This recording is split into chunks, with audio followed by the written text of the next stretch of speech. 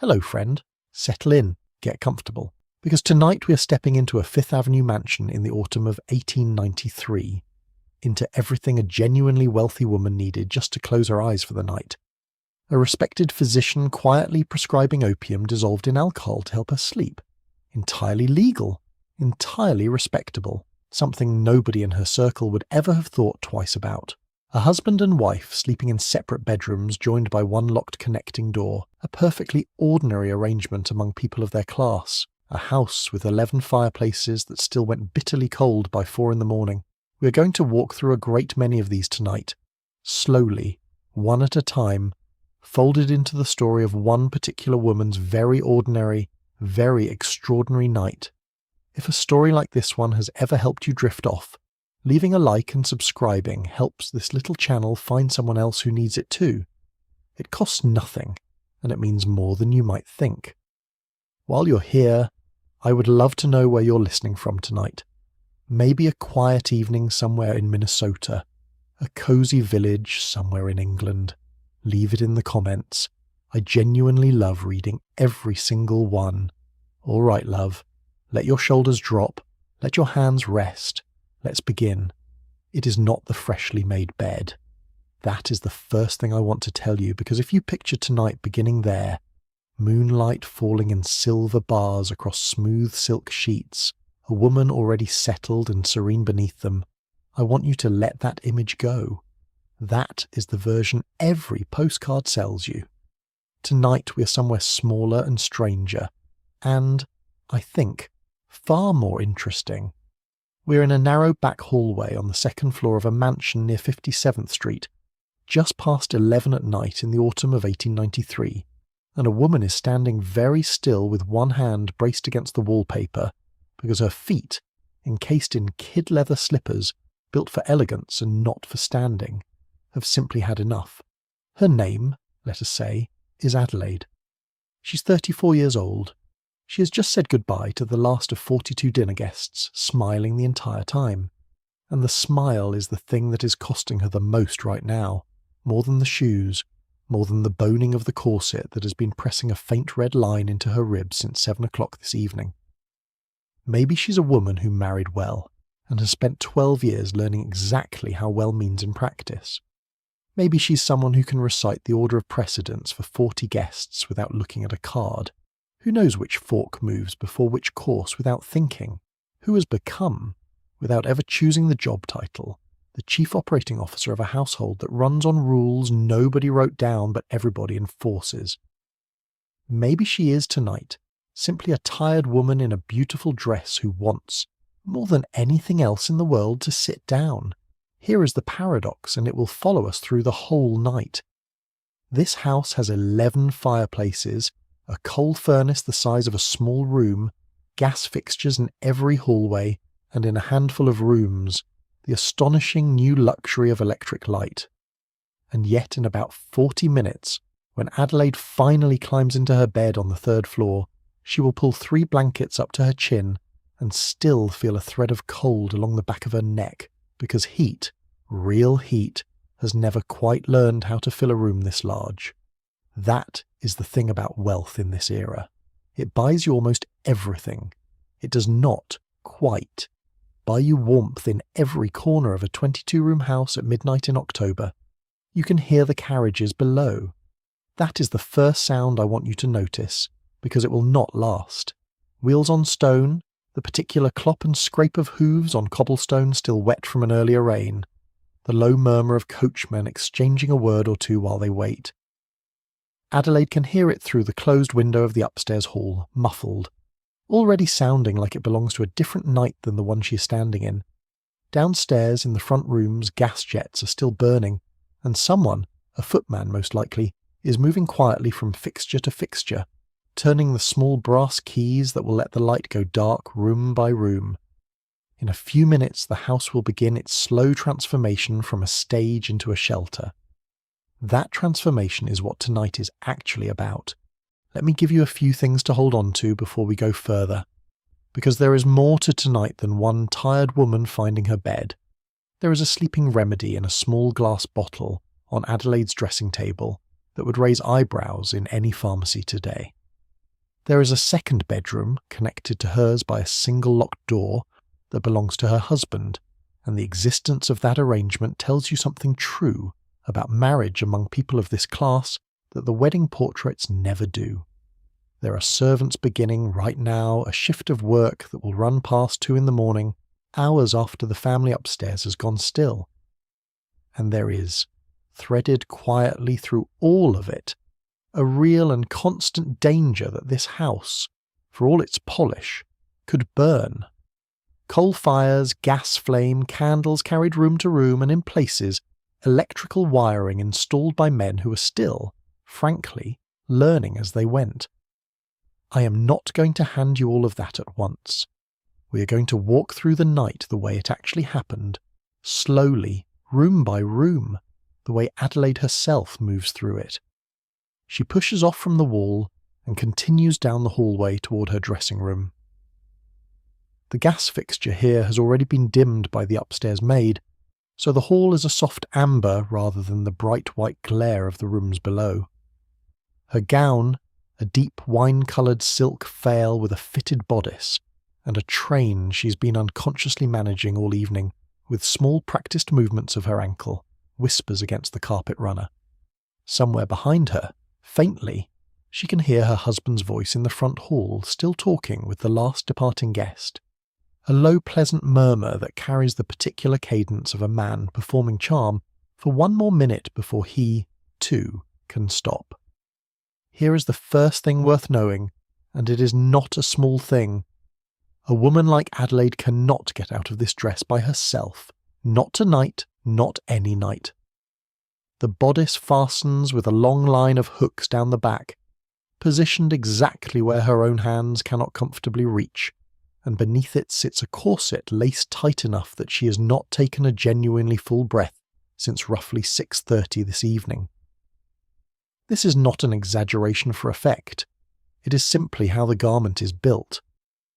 Fashionable dressing in 1893 assumes as a baseline structural fact that a woman of means has another pair of hands available to her at the end of the night. Adelaide has never once undressed herself for a formal evening. It has simply never come up as a possibility. Her lady's maid is already waiting in the dressing room when Adelaide arrives. Her name is Bridget, 26 years old, Irish-born, in service to this family for 4 years now, and she has learned Adelaide's evening rhythm so thoroughly that she can usually tell within a minute of the mistress walking in the door whether the night went well or badly by nothing more than the set of her shoulders. Tonight she reads exhaustion, plain and total, and says nothing about it, only moves to the tall cheval mirror where Adelaide has already turned her back, presenting the long column of silk-covered hooks for release.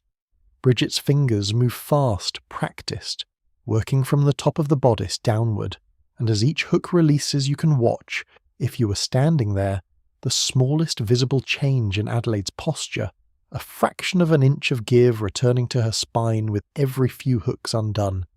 It takes perhaps 90 seconds for the entire back of the bodice to open. 90 seconds that Adelaide has been quietly anticipating since roughly 10 o'clock this evening. Somewhere in the third hour of standing and smiling and modulating her voice for an audience of 42 people she mostly likes, and 1 or 2 she frankly does not.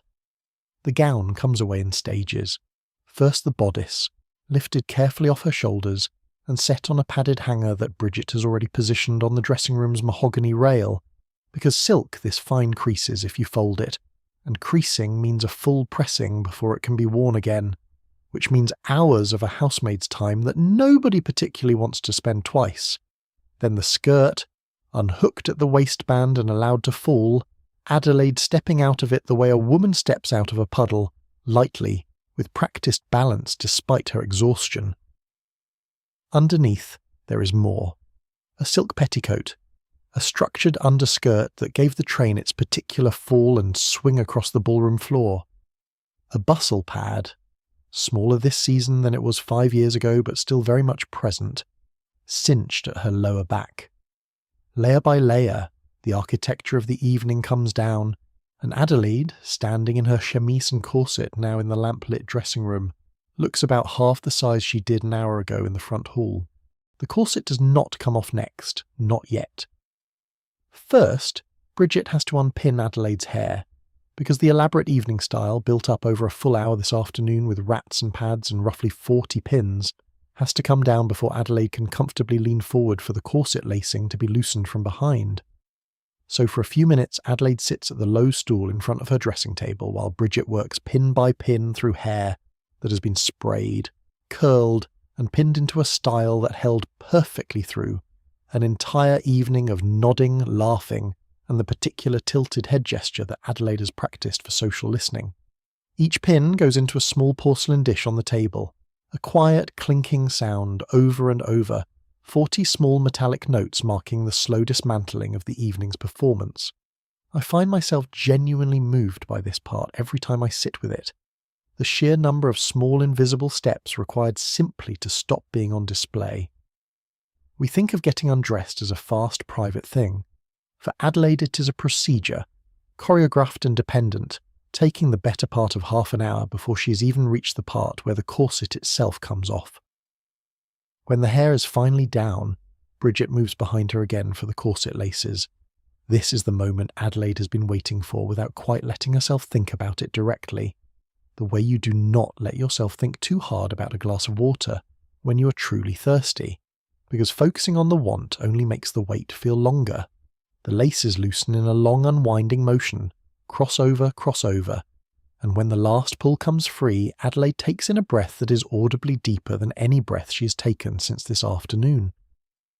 The corset itself, stiffened with steel busks and whalebone in Adelaide's case, since she prefers it to the cheaper steel alternative for the particular give it offers along the hip,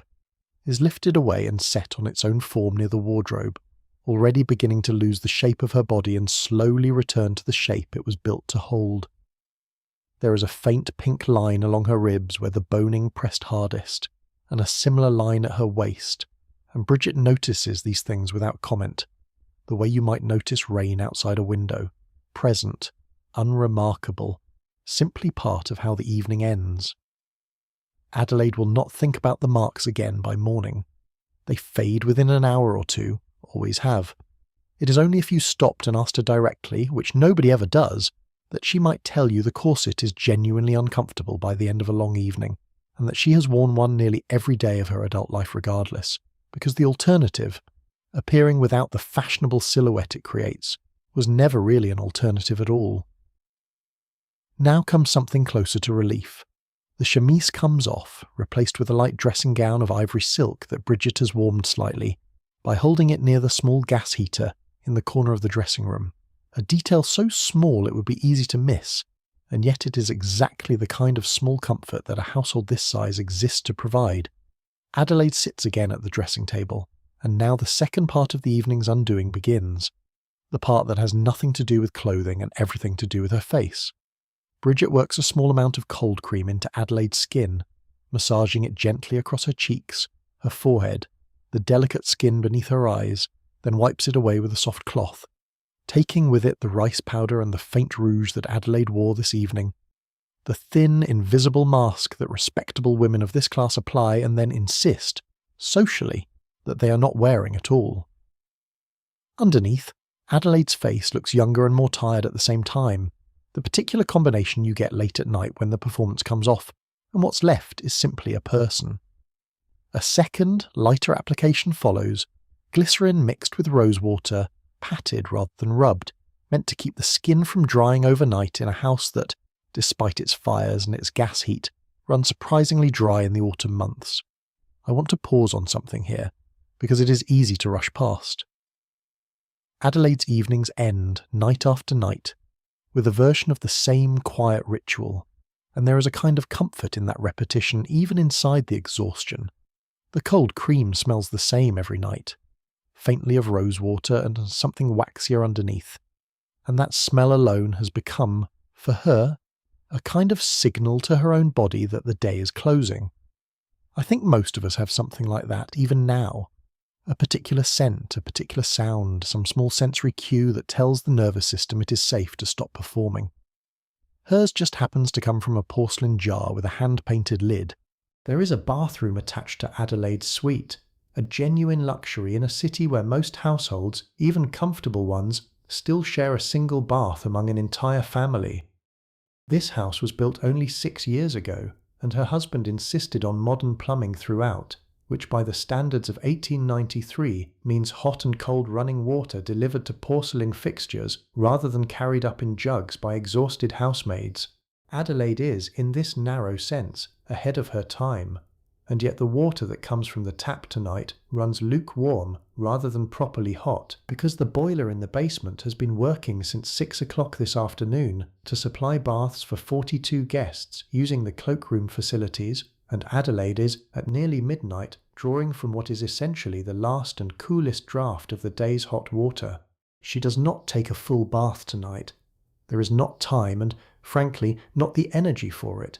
Instead she washes at the basin, her face already clean from Bridget's work, now her hands, her throat, beneath her arms, using a soft flannel cloth and a bar of milled soap scented faintly with violet, a French import that costs more per bar than a laundress earns in a day, though Adelaide has genuinely never once considered that comparison and would probably be uncomfortable if she did. The water is warm enough to be pleasant and not quite warm enough to be indulgent, and there is something almost bracing about that small imperfection, a reminder, if she were looking for one, that even a house like this one runs on limits somewhere behind the walls. There is also, tucked discreetly behind a folding screen in the corner of the bathroom, a chamber pot with a fitted lid, kept there for the middle of the night specifically, so that neither Adelaide nor anyone in her household needs to walk the cold hallway to reach the water closet at 2 in the morning. The presence of both, running water down the hall and a covered pot in the corner, tells you something true about this particular moment in history. The old world and the new one are sitting in the same room, not quite finished negotiating which one wins. Bridget helps her into a proper nightgown now, high-necked, long-sleeved despite the season because Adelaide feels the cold easily, made of a fine cotton lawn, so soft it has been washed perhaps 30 times since it was new. Over it goes a quilted silk dressing gown for the walk to the bedroom itself, because the hallway between dressing room and bedroom, short as it is, runs along an outside wall and carries a draught that the house has never quite managed to solve, despite 2 different attempts at additional insulation behind the plaster. And now, while Adelaide sits at the dressing table for the last few minutes of her evening ritual, having her hair brushed out in long slow strokes that Bridget performs almost meditatively, somewhere 2 floors below them, an entirely different night is just beginning. This is the part of the evening most guests never think about at all, and I think it is worth sitting with for a moment, because comfort like Adelaide's does not simply happen, it is built, minute by minute, by other hands. Downstairs, in the servants' passage that runs behind the main staircase, a housemaid named Sarah is climbing the back stairs with a copper coal scuttle in each hand, refilling the small fire baskets in 3 separate guest rooms that will not even be used tonight, simply because the mistress of the house prefers every room to look properly finished, warm grate included, should anyone wander in. The head housemaid, a woman in her 40s named Mrs. Finch though she has never married, is standing in Adelaide's own bedroom right now, turning down the bed. This is a more involved task than the phrase suggests. It means folding back the heavy quilted coverlet at a precise diagonal, checking that the linen sheets beneath, which were changed only yesterday and pressed with a flat iron heated on the kitchen range, lie perfectly smooth. It means placing a stone hot water bottle, wrapped in flannel, down near the foot of the bed on Adelaide's side, because the room, despite its fireplace, will not hold real warmth through a full October night, and cold feet are the single most common complaint Mrs. Finch hears from the family across every season except deep summer. It means too checking the fire itself, which a footman built up an hour earlier, and which Mrs. Finch now feeds with 2 more measured shovels of coal, enough to burn steadily until roughly 3 in the morning, at which point it will begin to die down on its own, and nobody will come to feed it again until dawn. This is a fact worth sitting with. For all the fireplaces in this house, for all the coal delivered by the ton and stacked in the basement, no fire in a private bedroom burns through an entire night unattended. The math simply does not work. A fire fed generously enough to last 8 hours would be dangerous, too hot too fast, at risk of sparking, and so instead every bedroom in this house grows cold in its final hours before dawn, and every person sleeping in it, however wealthy, learns to accept that the last stretch of the night will be the coldest. I think this is one of the things that surprises people most when I describe it. The idea that a mansion with 11 fireplaces still gets properly cold by 4 in the morning. But it is true, and it was true in nearly every grand house of this era, whether in New York or London or anywhere else, that coal and open flame were still doing the work that a thermostat does instantly and invisibly today. And here, quietly, is the danger underneath all this warmth.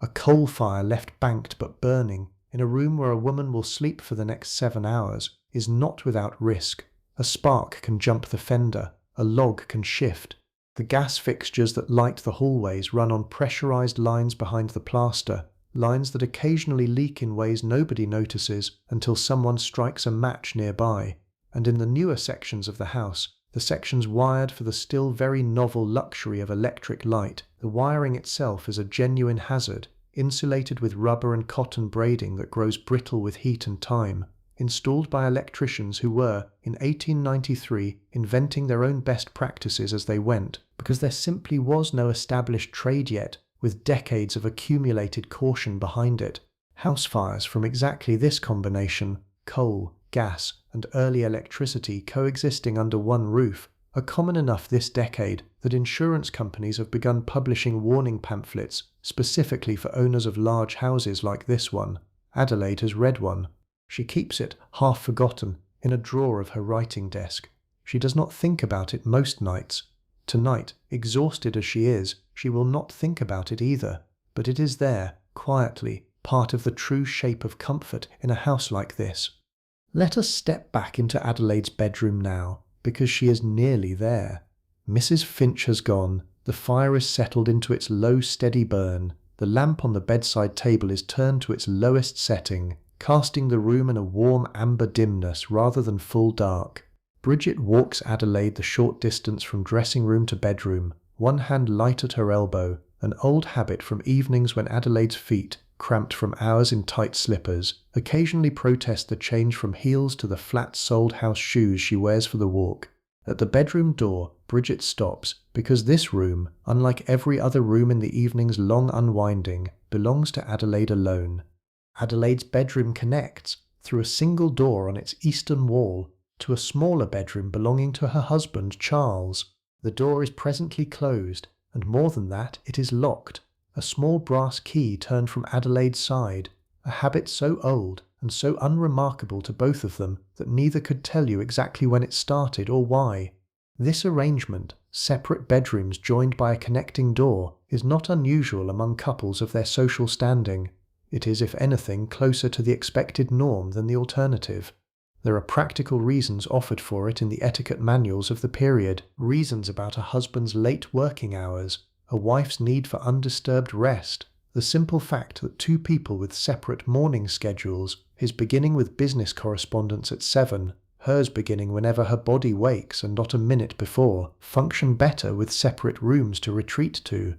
But underneath the practical reasoning sits something less often said aloud. Marriage among people of Adelaide and Charles's class was, at its foundation 12 years ago, an alliance as much as a romance, built from two families' interests aligning at the right moment, and while genuine affection grew between them over the years that followed, real affection, the kind that shows itself in small daily kindnesses rather than grand gestures, the architecture of their life together still reflects its original terms. Intimacy exists. It is simply scheduled rather than spontaneous, contained within a structure of doors and keys and social expectation that both of them accepted as normal before they ever met each other, inherited from parents and grandparents who lived the same way. Tonight, the connecting door stays locked. Charles is still downstairs and will be for another 20 minutes, seeing off the final guests with his valet standing quietly by in case he is needed, and when he finally does retire, he will retire to his own room, his own narrower bed, his own valet performing a smaller, quicker version of the ritual Bridget has just finished performing for Adelaide. There is no coldness in this. It is simply how the architecture of their marriage was built, brick by inherited brick, long before either of them had much say in the matter. I find it worth sitting with, honestly, how much of what looks like emotional distance in this era was really just structural inheritance, habits built into the house itself before the people living in it ever arrived. Adelaide climbs into her bed now. The sheets are cool at first, that particular shock of cold linen against warm skin, but the hot water bottle near her feet is already doing its quiet work, and within a minute or two the chill starts to lift. She lies back against pillows stuffed with real down, so soft they seem to accept the exact shape of her head and shoulders without any resistance at all, and for the first time since roughly 6 o'clock this evening, nobody is watching her. Nobody needs anything from her expression. She can simply lie still. But she does not fall asleep right away. This is the part of the night that etiquette books never mention and portraits never show. The 20 or 30 minutes between a woman's head hitting the pillow and actual sleep arriving. And for Adelaide, most nights, this stretch belongs to her children. She does not get up to check on them physically tonight, not after an evening like this one. Her body simply will not allow it. But she does what she does most nights regardless, which is to lie still and run through each of them in turn, the way you might touch 3 stones in a pocket just to confirm they are still there. Her eldest, a daughter named Louisa, 12 years old, sleeps 2 floors up in the nursery wing with her governess in the adjoining room, and Adelaide's mind catches, as it often does lately, on the particular worry that belongs to a daughter this age in a family like theirs. Louisa is old enough now that conversations have begun, quiet ones, about which families might eventually matter, which connections might eventually be cultivated, which finishing school in another 2 years might position her correctly for the decade after that. Adelaide finds herself lying here in the dark, both proud of her daughter's quickness and faintly uneasy about how soon the machinery of this life will begin closing around her the way it closed around Adelaide herself at roughly the same age. She does not resolve this feeling tonight. She rarely does. It simply sits there, unfinished, the way most real worries do. Her middle child, a son named Frederick, 9 years old, is a source of a different, lighter kind of thought, the reliable kind. Frederick has a cough that comes and goes with the season, nothing serious according to the family physician, but enough that the night nurse checks on him twice before midnight regardless, a small kindness Adelaide arranged after the last time his cough kept the whole nursery wing awake. And her youngest, a boy of 4 named Theodore, sleeps in a small bed pushed close to his nurse's own, and it is Theodore that Adelaide's mind rests on longest tonight, because he had asked her, at bedtime, before the guests arrived, why she was going to be wearing her fancy dress, and when she explained, he had asked, with the particular direct logic of a 4-year-old, whether she would come say good night to him after the party was over. She had said yes. She has not. She is lying in her own bed instead, and the small guilt of that unfulfilled promise sits alongside her exhaustion, not sharp, just present, the kind of ordinary parental regret that never quite goes away and never quite ruins anything either. She decides, lying there, that she will go to him first thing in the morning before he wakes properly, sit on the edge of his bed the way she used to when he was smaller, and this small resolved plan is enough to let the guilt settle rather than grow. This is, I think, one of the truest things about Adelaide, more true than the dress or the jewellery or the 42 guests. She is, underneath the performance, a mother running the same quiet accounting that mothers have always run, weighing presence against obligation, love against exhaustion, and mostly landing somewhere in the reasonable middle, imperfect, trying. Sleep still has not come, and this too is ordinary for her.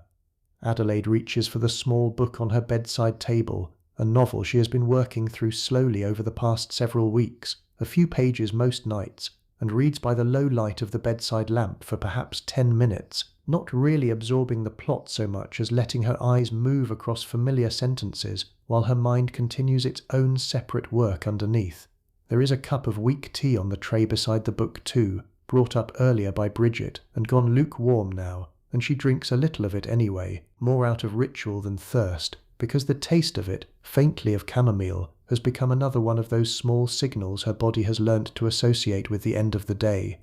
Some nights this is enough: the book, the tea, the running accounting of her children, and sleep simply arrives on its own schedule sometime in the next half hour. Other nights it is not enough at all, and tonight, exhausted as her body is, her mind is doing the thing it sometimes does after a large evening, running back through moments from the party, a comment from a guest she cannot stop turning over, a small social misstep she is fairly sure nobody else noticed but she cannot let go of anyway. This is the particular insomnia of a woman whose entire professional life, though nobody would ever call it that, consists of managing other people's impressions.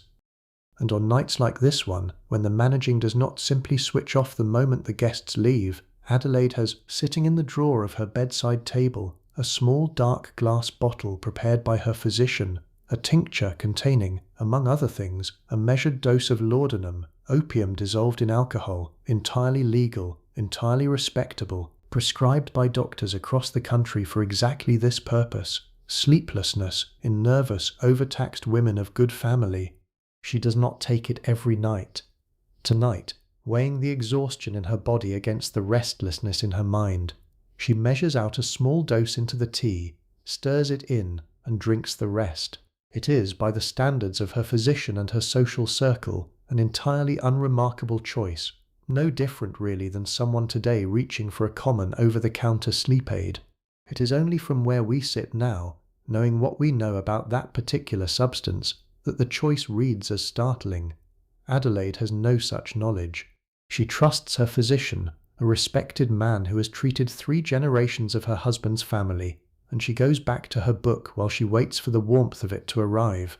The house, settling now into true night, makes its own particular sounds, and Adelaide, waiting for sleep, has come to know each one the way you know the voice of someone you have lived beside for years. There is the tick and creak of the radiators as the steam heat, installed in the newer wing 3 years ago, cools and contracts after the evening's use. There is the distant, almost musical clank of pipes somewhere below the floor, water moving through iron in a way that used to startle her and now simply registers as the house breathing. There is, every hour, the soft chime of the case clock in the front hall, audible even up here if the house is quiet enough, and beneath that, if she listens carefully, the occasional creak of a floorboard in the servants' back staircase, someone still awake and moving, doing the last of the night's invisible work. Security in a house like this one is not a single locked door so much as a whole layered system, mostly invisible, entirely dependent on people rather than machinery.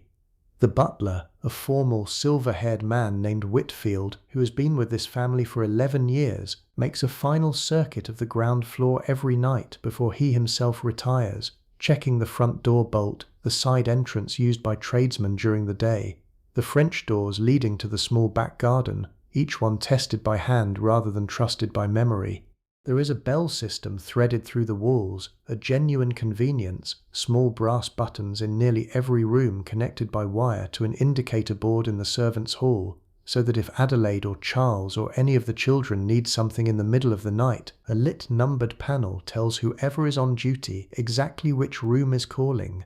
Tonight, the housekeeper, Mrs. Bellwether, sleeps lightly enough that the bell would wake her instantly, a habit built over decades in service, the particular alert sleep of someone whose job includes being available at any hour without ever quite being asleep in the way the family upstairs is asleep. And here is the quiet asymmetry worth sitting with for a moment, because it runs under everything tonight.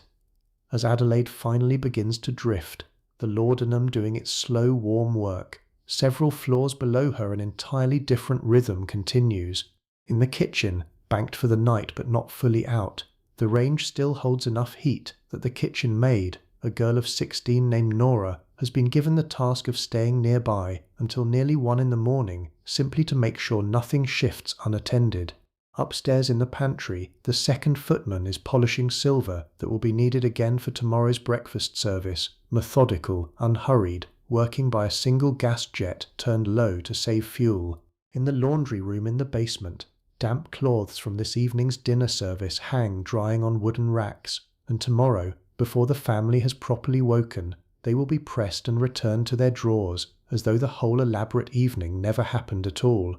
This is the part of A Night Like Tonight that I think deserves real attention, not because it is dramatic, it is not, but because it is so easily invisible. Adelaide's comfort, her warm feet, her pressed linens, her clean bathroom, her quiet, undisturbed sleep, is not a natural condition of the house. It is a produced condition, manufactured continuously by roughly a dozen people whose own nights will be shorter and harder than hers, several of whom will be awake again before 5 in the morning to begin building the fires that will warm the rooms Adelaide has not yet woken into. There is no cruelty being described here exactly. Whitfield and Mrs. Bellwether and Nora and the rest are, by the standards of domestic service in this era, reasonably well treated, reasonably fairly paid, working in a household considered a good position among their peers. But the plain mathematics of the night are still worth naming. Someone is always awake so that someone else can fully rest. That arrangement does not announce itself anywhere in this house. It simply is the house, structurally, the way the walls are structurally load-bearing, whether or not anyone ever thinks about it. Sleep comes for Adelaide sometime around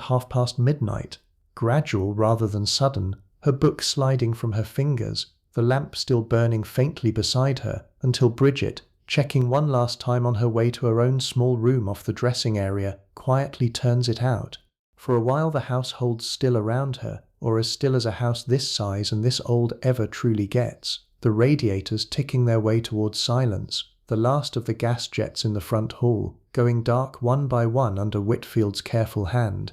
She wakes once, briefly, sometime near 2 in the morning. It is not a full waking, more the kind of surface disturbance that comes and goes without leaving much trace, and the cause of it is a sound she cannot immediately place, something between a settling and a scrape, coming from somewhere in the wall near the fireplace. It is nothing. It is only the chimney flue contracting as the fire below finishes its slow burn down to embers, an entirely ordinary sound in an old house on a cool night. But for a half-conscious moment Adelaide's mind reaches for the fire risk pamphlet in her desk drawer before reason catches up with instinct and gently sets the thought back down. She lies still for a minute, listening, decides the house is only doing what houses do, and instead of returning immediately to sleep, finds herself thinking again of Theodore and the unfulfilled promise from earlier in the evening.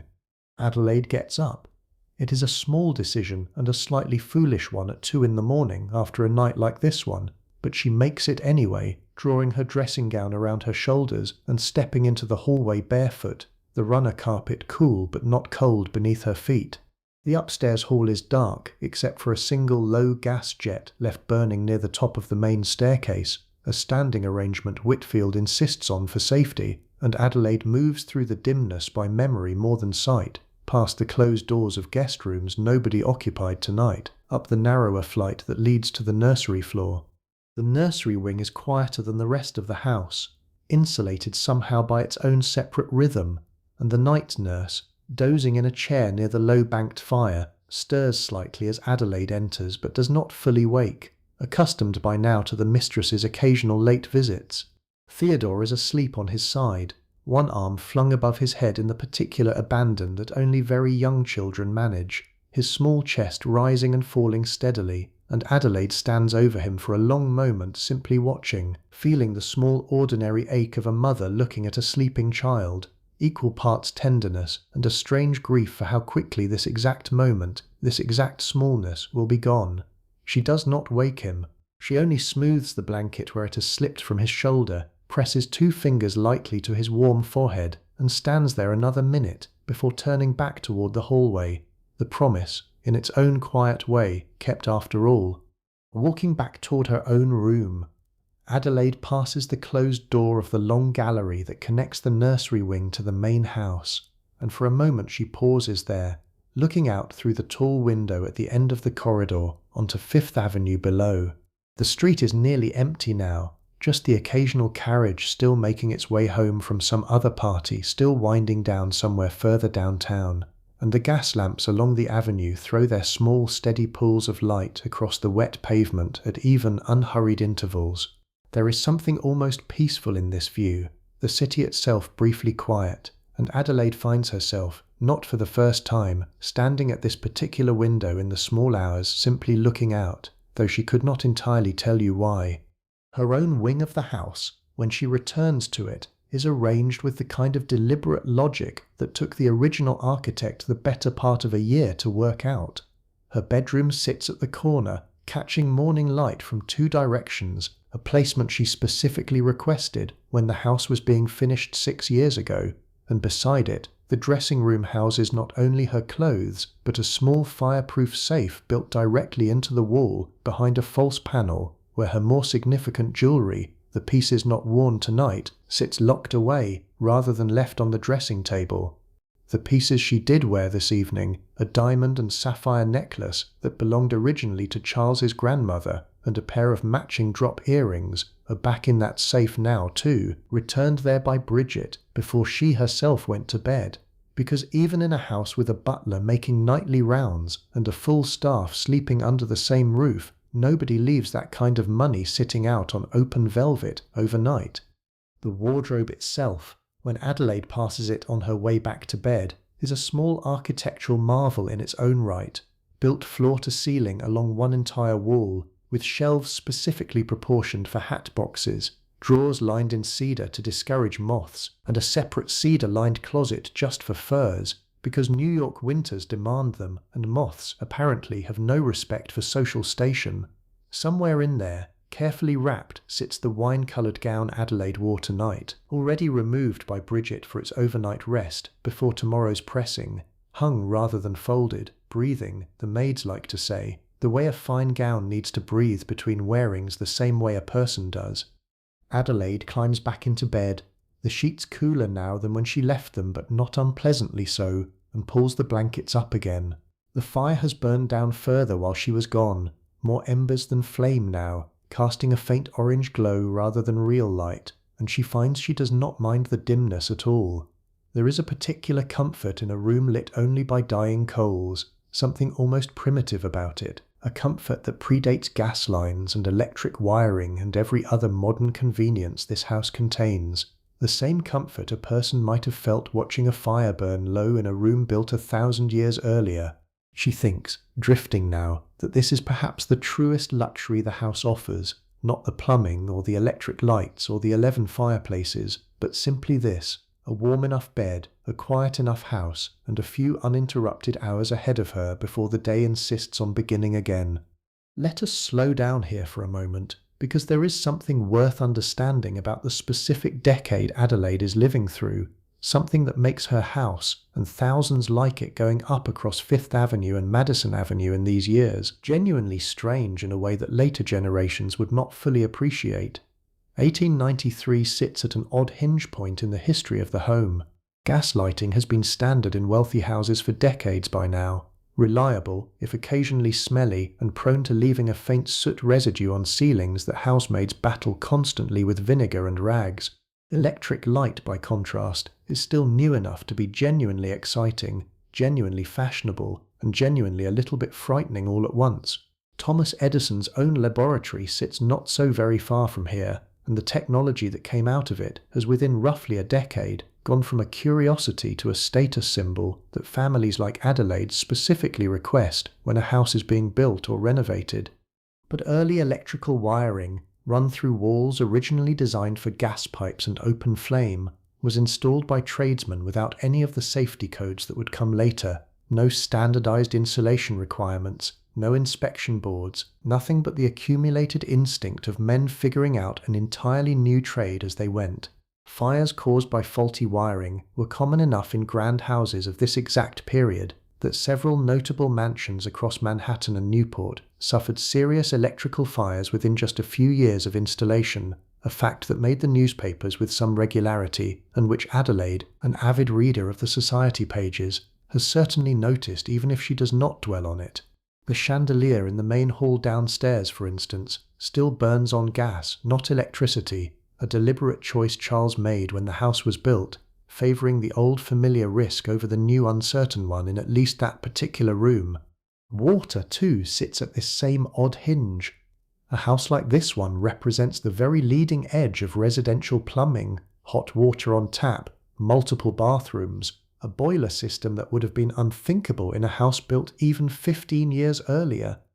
And yet the system still runs on a boiler with finite capacity, still depends on coal-fed furnaces in the basement working hard enough hours in advance to have hot water ready when it is wanted, and still occasionally fails in exactly the ordinary human way that Adelaide experienced tonight, lukewarm water at midnight because 42 guests used up the day's reserve before she ever reached her own basin. It would be another full generation before hot water simply arrived, instantly and reliably, at the turn of a tap in houses like this one, and longer still before it arrived that way in more ordinary homes at all. I find this in-between quality genuinely fascinating. Honestly, the way this particular decade holds both the future and a fairly recent past in the very same rooms, sometimes in the very same fixture, a chamber pot behind a folding screen 2 feet from a modern flush toilet, a gas jet burning steady and old-fashioned in the front hall, while an electric bulb glows, faintly buzzing, in the library just beyond it. Adelaide has never known anything else, of course. To her, this is simply what a well-appointed house looks like. It is only from where we sit now, at such a distance, that the contradiction becomes visible at all. Charles's night, on the other side of that locked connecting door, follows its own separate rhythm, and it is worth understanding briefly, because it tells you something about the shape of this marriage that Adelaide's side alone cannot. He comes up perhaps 20 minutes after Adelaide has finally settled, having seen the last guest's carriage away, and exchanged a final quiet word with Whitfield about tomorrow's arrangements, a delivery expected from the wine merchant, a letter that needs answering before 10. His valet, a quiet, efficient man named Poole, who has served him for 9 years, helps him from his evening coat and waistcoat in a routine that takes perhaps a quarter of the time Adelaide's undressing required, not because Charles's clothing is simpler exactly, though in some ways it is, but because the social machinery around a gentleman's evening dress has never demanded quite the same theatre as a lady's. Charles does not take a sleeping remedy tonight, or most nights. He falls asleep, more often than not, within minutes of his head meeting the pillow, a fact that has always faintly irritated Adelaide in the mild, affectionate way that long-married people are irritated by each other's small unfairnesses. He sleeps in a narrower bed than hers, in a room without a dressing table or a mirror of any real size, a room that feels, if you stood in it, more like a place to rest between obligations than a private sanctuary, which is more or less exactly what it is to him. His day starts earlier than hers and ends, in the sense of active thinking, later, his mind still turning over business matters, a difficult negotiation with a supplier, a decision about an investment his partner has been pressing him on, right up until the moment sleep simply takes it from him. There is a version of this story where Charles and Adelaide's separate rooms read as evidence of a cold marriage, and I want to be honest with you that this would be the wrong reading, or at least an incomplete one. 12 years in, there is real warmth between them, visible in small things, the way he specifically requested this corner bedroom for her because he remembered her mentioning, once years ago, that she liked morning light. The way she still, most evenings when they dine alone, tells him more honestly what she actually thinks of his business partners than she would ever say to anyone else. The locked connecting door is not a wall against intimacy so much as a container for it, scheduled rather than spontaneous, but no less real for being scheduled. This is simply how two people of their particular world learned, from parents who learned it from their own parents before them, to build a shared life inside separate rooms. Back in her own bed now, fully asleep at last, Adelaide's night settles into its longest and quietest stretch, the hours between roughly 3 and 5 in the morning, when the entire house, upstairs and down, comes closer to true stillness than at any other point in the full 24-hour cycle. Even the servants who worked latest, Nora in the kitchen, the second footman with his silver, have finally gone to their own narrow beds in the attic rooms above the family's floors, rooms considerably colder than Adelaide's, heated not by individual fireplaces, but by whatever residual warmth rises up through the floorboards from the chimneys below, which is to say not very much at all. This is one of the quieter injustices of a house like this one, rarely spoken of directly. The family sleeps warmest, nearest the working fireplaces, and the best insulated walls. The people who tend those fires sleep coldest, 3 flights up, closest to the winter sky. The coldest hour of the night, in Adelaide's bedroom, arrives somewhere close to 4 in the morning, after the fire has finished its slow collapse into cold grey ash, and before any hand has come to rebuild it. This is simply the physics of an old house with a single source of heat per room, and Adelaide, deeply asleep by now, the laudanum still holding its gentle grip, does not consciously feel it, though her body responds anyway, drawing itself instinctively into a smaller shape beneath the blankets, knees curling slightly toward her chest, the specific unconscious posture of someone whose skin has registered cold before their mind has any chance to. If you stood in the doorway and watched her, you would see nothing dramatic, just a woman sleeping, slightly curled, blankets pulled a little higher than they were an hour before, the room around her dim and quiet, and just faintly, imperceptibly cold. It is worth pausing on this hour, this specific coldest hour, because it is the one detail about wealthy Gilded Age sleep that surprises modern listeners more than almost anything else I have ever covered on this channel. We assume reasonably enough that money buys warmth, and in the daytime, in the lit and occupied rooms of a house like this, it mostly does. But nighttime heat in 1893 is still fundamentally a battle against physics that no fortune has yet fully solved. Central steam heating exists, in limited form, in parts of this very house, but it is unreliable overnight, the boiler banked low to save fuel and prevent the risk of an overheated system running unattended for 8 hours, which means even the newest, most modern wing of this mansion cools considerably between roughly 2 and 5 in the morning. Adelaide has simply never known a truly warm bedroom at 4 o'clock, neither had her mother. Neither in truth would her own daughter, not for at least another generation, until central heating systems finally became reliable enough to run safely through a full unattended night.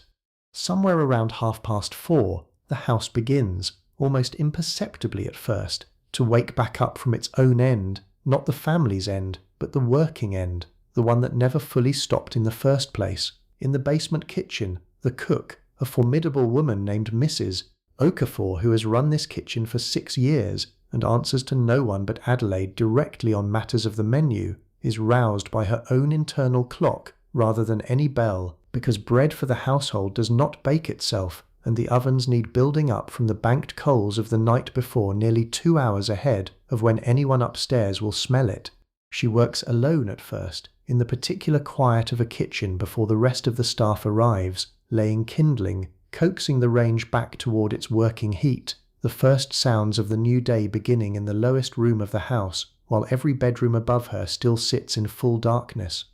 By 5, the housemaids are stirring in their attic rooms, dressing quickly in the cold, and the first of them, likely Sarah again, begins her descent through the back stairs carrying an empty coal scuttle toward the basement store, the same journey in reverse that she made a dozen times the evening before.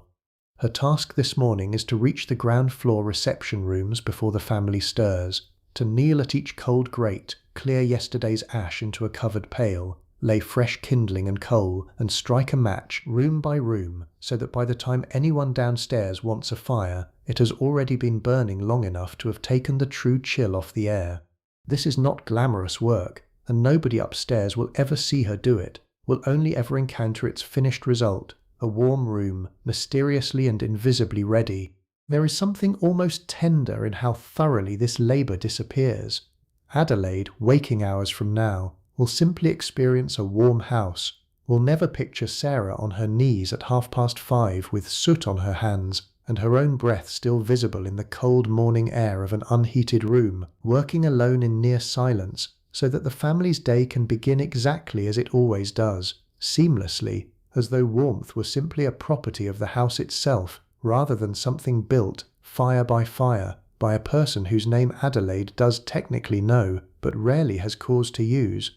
Upstairs, Adelaide sleeps on, undisturbed by any of this, the fire in her own room still cold and unlit because her personal maid does not begin her morning duties until closer to 7, tailored specifically to when Adelaide herself typically wakes. a small mercy of scheduling that spares Bridget at least the very earliest and coldest hours that Sarah and Mrs. Okafor and the others absorb instead. This is one of the quieter hierarchies within the servant hierarchy itself, worth noting only briefly the way even among the household staff some positions carry earlier, harder hours than others, and a lady's maid, close as she is to the family, sits somewhat more comfortably within that structure than a general housemaid does.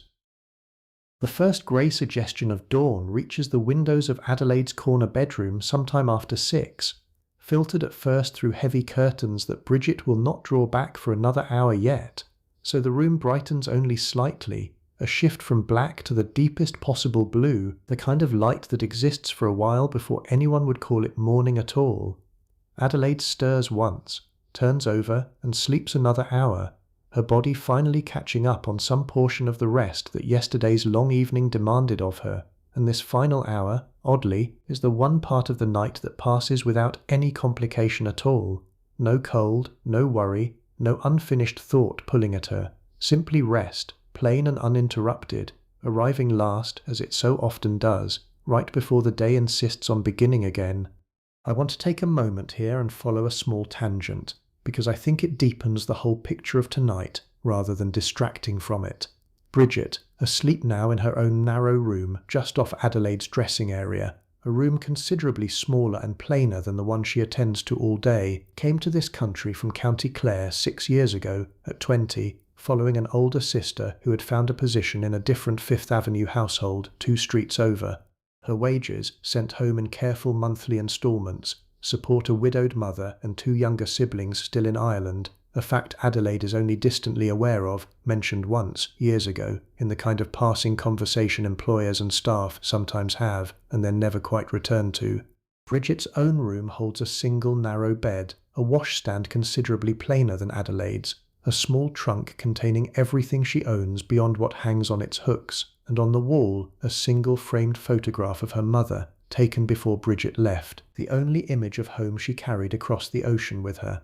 There is no bitterness in this comparison, or at least none that Bridget herself would name if you asked her directly. Her position in this household is, by the standards available to a woman of her background in 1893, a genuinely good one, better paid and better housed than factory work, better regarded than domestic positions in smaller, less prosperous homes. She has her own room rather than sharing one, a real privilege among household staff. She eats well, the family's leftover kitchen provisions considerably better than what she grew up with. She has in 6 years saved enough to send for her younger sister, who arrives next spring to take a position in a neighbouring household. This is, by any measure available to her, a life going reasonably well. And still, the plain fact remains that Bridget spends her days making another woman's comfort possible, and her nights sleeping in a room considerably colder and smaller than the one she just finished warming and arranging for someone else.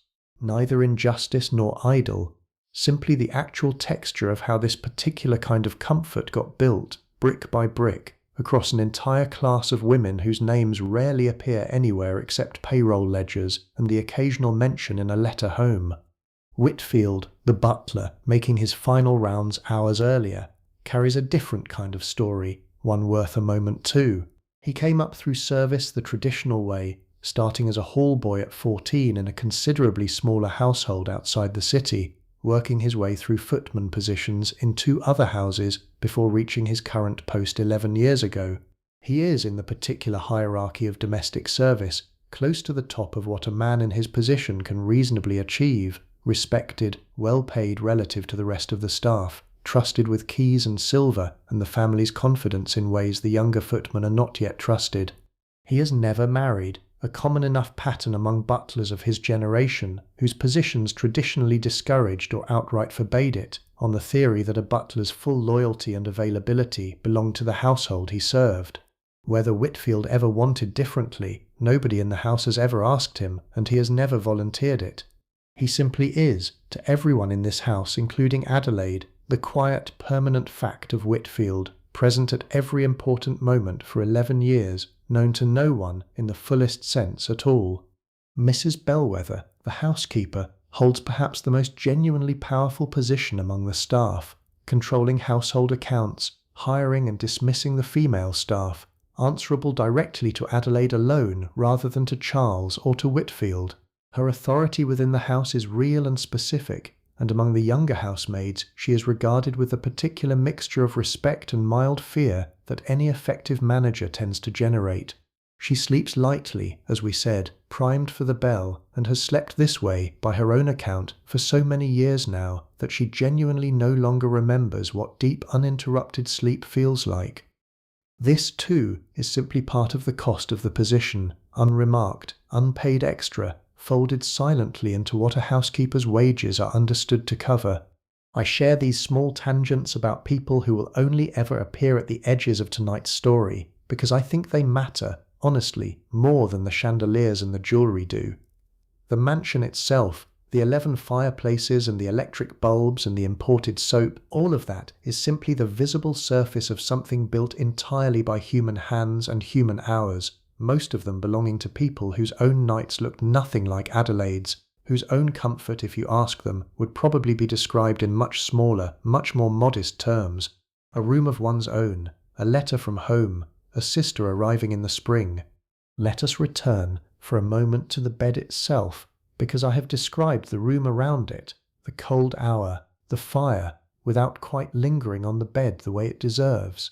Adelaide's bed is a large mahogany four-poster, considerably grander than practical, its posts carved with a restrained acanthus leaf pattern that matches the rest of the bedroom furniture, and from those posts hang curtains of the same wine-coloured silk, roughly, though not exactly, matching the gown she wore this evening, a coincidence of fashion rather than design. These curtains are not merely decorative. On the coldest nights of true winter, Bridget draws them fully closed around the bed after Adelaide has settled, creating a smaller, warmer pocket of air within the larger cold room, an old technique inherited from centuries before central heating existed at all, when a curtained bed was often the only genuinely warm place in an entire house. Tonight, an autumn night rather than a deep winter one, the curtains stay open, tied back with braided silk cord, but the option itself still exists, this house still relying on a defence against cold as old as the medieval Great Hall,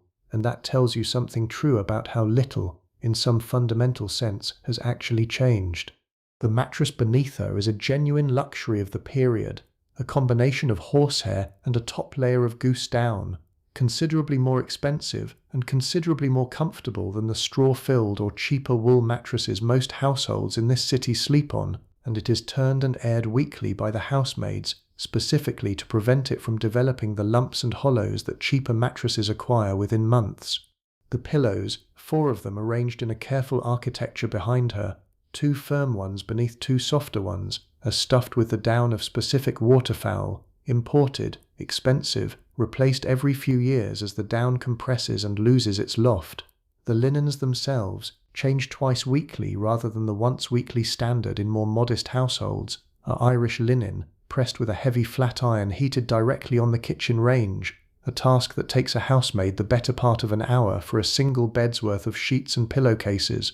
None of this is information Adelaide consciously holds in her mind as she sleeps, obviously. To her it is simply her bed, the one she has slept in every night for 6 years, familiar in the way your own bed is familiar to you, its particular give and firmness known by her body without any thought at all. It is only from the outside, cataloguing it the way we are doing now, that the sheer accumulated luxury of it becomes visible, item by item, each one representing hours of somebody's labour and no small amount of money assembled together into something that reads, from the inside, as simply comfortable, simply normal, simply what a bed is. Down the hall, in the nursery wing, a smaller and different version of nighttime unfolds. Louisa, at 12, has recently graduated from the shared nursery routine to her own private bedroom, a milestone she was fiercely proud of when it happened earlier this year, and tonight she fell asleep reading by candlelight after her governess extinguished the lamp, a small rebellion she thinks nobody notices, and which her governess, in fact, notices every single night and simply chooses not to mention. Frederick's cough woke him briefly around 1 in the morning, a dry, repetitive sound that brought the night nurse to his bedside within a minute, a spoonful of honey and warm water, administered from a small covered jar, kept specifically for this purpose, and within 10 minutes he had settled back into sleep, the whole small crisis handled so quietly and so competently that neither Adelaide nor Charles will ever know it happened at all unless someone happens to mention it over breakfast. There is a particular quality to the last hour before a house like this one properly wakes, a kind of held breath that I think is worth sitting inside for a moment before we let the morning in. By 6:30, Sarah has finished her circuit of the ground floor grates, and the fires there are burning steady and bright in rooms that will not be occupied for at least another hour, warming air for nobody in particular yet, simply so that warmth will already be waiting whenever somebody finally arrives. Mrs. Okafor's bread is well along now, the smell of it beginning to work its way up the back stairwell in a way that will, eventually, become the household's unofficial signal that morning has genuinely begun, long before any clock or any bell confirms it. The second footman has finished the silver and moved on to laying the breakfast table in the small morning room, a considerably less formal space than the dining room used for last night's dinner, choosing this table specifically because Adelaide prefers to take breakfast somewhere sunnier and smaller than the grand rooms reserved for entertaining. Outside, the sky over Fifth Avenue has moved from that deep pre-dawn blue into something paler, streaked faintly pink in the east where the buildings allow a clear enough view, and the street below has begun its own transformation, the last of the previous night's late carriages long gone, replaced now by the earlier deliveries, a milk cart, a coal wagon making its rounds, the particular rhythm of a city's working hours beginning to assert itself over the rhythm of its social hours. Adelaide, upstairs, remains asleep through all of this, protected by heavy curtains and a door that nobody will open without knocking, existing for this last hour in a kind of suspended privacy that very few other people in this entire household still get to enjoy at this time of the morning.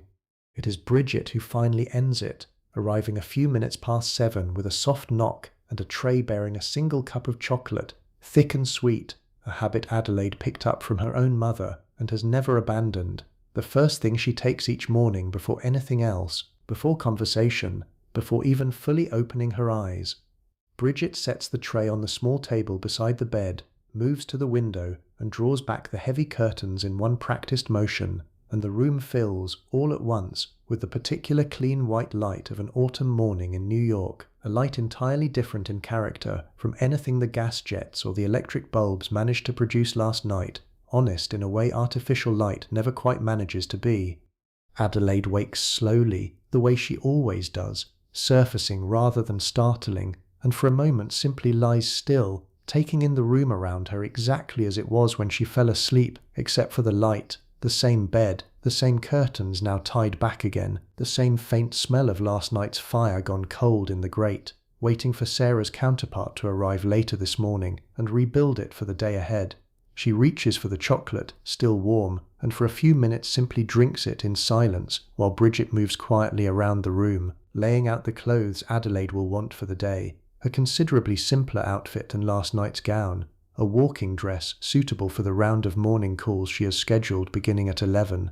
It is in this quiet stretch, cup in hand, light filling the room, that Adelaide allows herself to think, briefly and without urgency, back over the night just finished. The exhaustion of the party, the particular relief of the hooks coming undone, Theodore's small warm forehead beneath her fingers at 2 a.m, the cold hour she never consciously felt but which left her curled tight beneath the blankets regardless. None of it troubles her particularly this morning. It is simply the shape her nights take, night after night, season after season, the elaborate visible comfort and the quiet invisible cost sitting together in the same rooms, the same hours, mostly unexamined, exactly the way she found them when she married into this life 12 years ago, and exactly the way, she suspects without quite framing the thought directly, Louisa will find them too, in her turn, in whatever house and whatever marriage waits for her further down the road. By 8, the house has fully turned over into daytime. Charles is already at his writing desk in the small study off the main hall, 3 letters deep into his morning correspondence, a cup of coffee at his elbow gone lukewarm because he has, as always, forgotten about it in favour of the work. Louisa is finishing her own breakfast in the schoolroom with her governess, a plate of eggs and toast eaten while she works through a translation exercise, her earlier candlelit reading rebellion entirely forgotten in the practical business of the morning. Frederick's cough has settled back into its ordinary quiet rasp, unremarkable now in daylight, and Theodore, informed by his nurse that his mother is awake, comes padding down the hallway in his nightshirt to find her exactly where he hoped she would be, at her dressing table, and climbs without ceremony into her lap the moment she turns round, exactly the reunion Adelaide promised herself at 2 in the morning, arriving now, a few hours late, but arriving all the same. Downstairs, in the kitchen and the servants' hall, an entirely different morning is well underway, has in fact been underway for hours by the time the family's day properly begins. Mrs. Okafor's bread has come out and gone back in twice already, this second batch destined for the staff's own breakfast rather than the family's. Sarah has moved on from grates to the considerably less glamorous work of emptying and cleaning the chamber pots throughout the house, a task nobody upstairs ever discusses and everybody upstairs quietly depends on. Whitfield is reviewing the day's wine deliveries with the same unhurried precision he brought to last night's final rounds, and Mrs. Bellwether is already deep into the household accounts, tallying last night's considerable expenses, the flowers, the extra kitchen staff hired for the evening, the wine, against the budget she manages on Adelaide's behalf, a job that requires its own kind of quiet vigilance every single morning, regardless of how the previous night unfolded. I think what strikes me most, sitting with this house now in full morning light, having spent the whole night moving through its rooms with you, is how completely the evidence of last night has already vanished by the time anyone upstairs sits down to breakfast. The gown is resting in its wardrobe, breathing, waiting for its eventual pressing. The jewellery is locked away behind its false panel. The dining room where 42 guests ate has already been cleared, the tablecloth already sent down to the laundry, the silver already polished and reset for tonight's considerably smaller family dinner. There is no trace, none at all, of the exhaustion Adelaide felt standing in that upstairs hallway, with one hand against the wallpaper, no trace of the cold hour she slept through unaware, no trace of Sarah's soot-streaked hands at 5:30 in the morning. The house has, as it does every single day, erased its own nighttime labour completely, presenting itself fresh and effortless and gracious, exactly as a house of this kind is meant to appear, exactly as it appeared to every one of last night's 42 guests, and exactly as it will appear again tonight, and the night after that, for as long as the coal holds out and the staff keeps showing up, and nobody upstairs ever has particular reason to ask how any of it actually gets done. That morning calm does not last, of course, the way it never quite does in a house running on this many obligations, and I think it is worth staying a while longer, following Adelaide's day forward and then back down into the night that follows it, because a single evening, however elaborate, only tells you half of what sleep actually costs and means in a house like this one. The pattern repeats night after night, but never identically, and the smaller, quieter night that follows a grand one has its own particular shape worth understanding too. Adelaide's day, once Theodore has been returned to his nurse and the walking dress has replaced the dressing gown, moves through its own considerably more mundane geography. There is a 9 o'clock breakfast with Charles, brief and companionable, mostly silent apart from him reading aloud the occasional line from the morning paper that he finds interesting enough to share. There is a stretch at her own writing desk answering the correspondence that a woman of her position generates constantly, thank you notes for last night's party already needing to go out, invitations to other households needing acceptance or polite decline, a note to a dressmaker about a fitting later in the week. There is, beginning at 11, the round of morning calls that occupies most respectable women of her class for a solid 2 hours several days a week, a strict 15-minute visit paid to each of perhaps 5 or 6 acquaintances, conversation kept deliberately light, the whole ritual functioning less as friendship and more as a kind of social bookkeeping, presence recorded, connections maintained, nothing especially said and everything, in its way, communicated regardless. By the time she returns home in the early afternoon, changes again for a smaller round of at-home hours during which she herself receives callers in the drawing room, and finally sits down to a late lunch. Adelaide has been, in some active sense, working since roughly 9 in the morning, and she will continue in this fashion, dressing changes and social obligations layered one on top of another, until the family gathers for a considerably quieter dinner this evening, just the four of them, since Louisa has recently been permitted to join her parents at the table on nights without guests, a small, proud milestone for her that Adelaide finds herself genuinely moved by every single time it happens.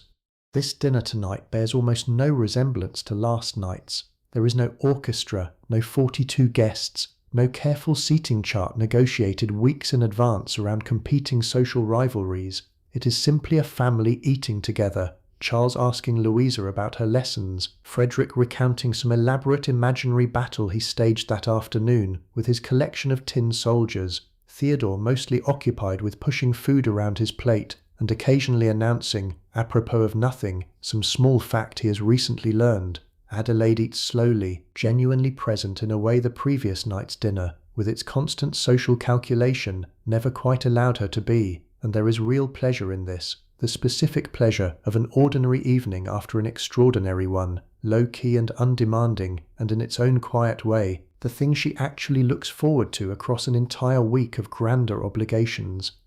By 8:30, the children have been sent up to the nursery, and Charles retreats to his study for an hour of correspondence before bed, and Adelaide finds herself, for once, with a genuinely free evening ahead of her. No guests to manage, no performance required, simply her own time to spend however she likes. She spends part of it at the piano in the small drawing room, working through a piece she has been learning for weeks, not for anyone's benefit but her own, playing the same difficult passage slowly, 4 or 5 times, feeling for the exact fingering that will let it finally come smoothly. There is something almost meditative in this, the repetition, the small incremental improvement, the total absence of any audience whose reaction she needs to manage. This, more than the ballroom, more than the 42 guests and the diamond necklace, is closer to what actual rest looks like for Adelaide, though nobody watching her from outside the family would ever guess that a quiet hour at the piano meant more to her than the grandest evening this house has hosted all season.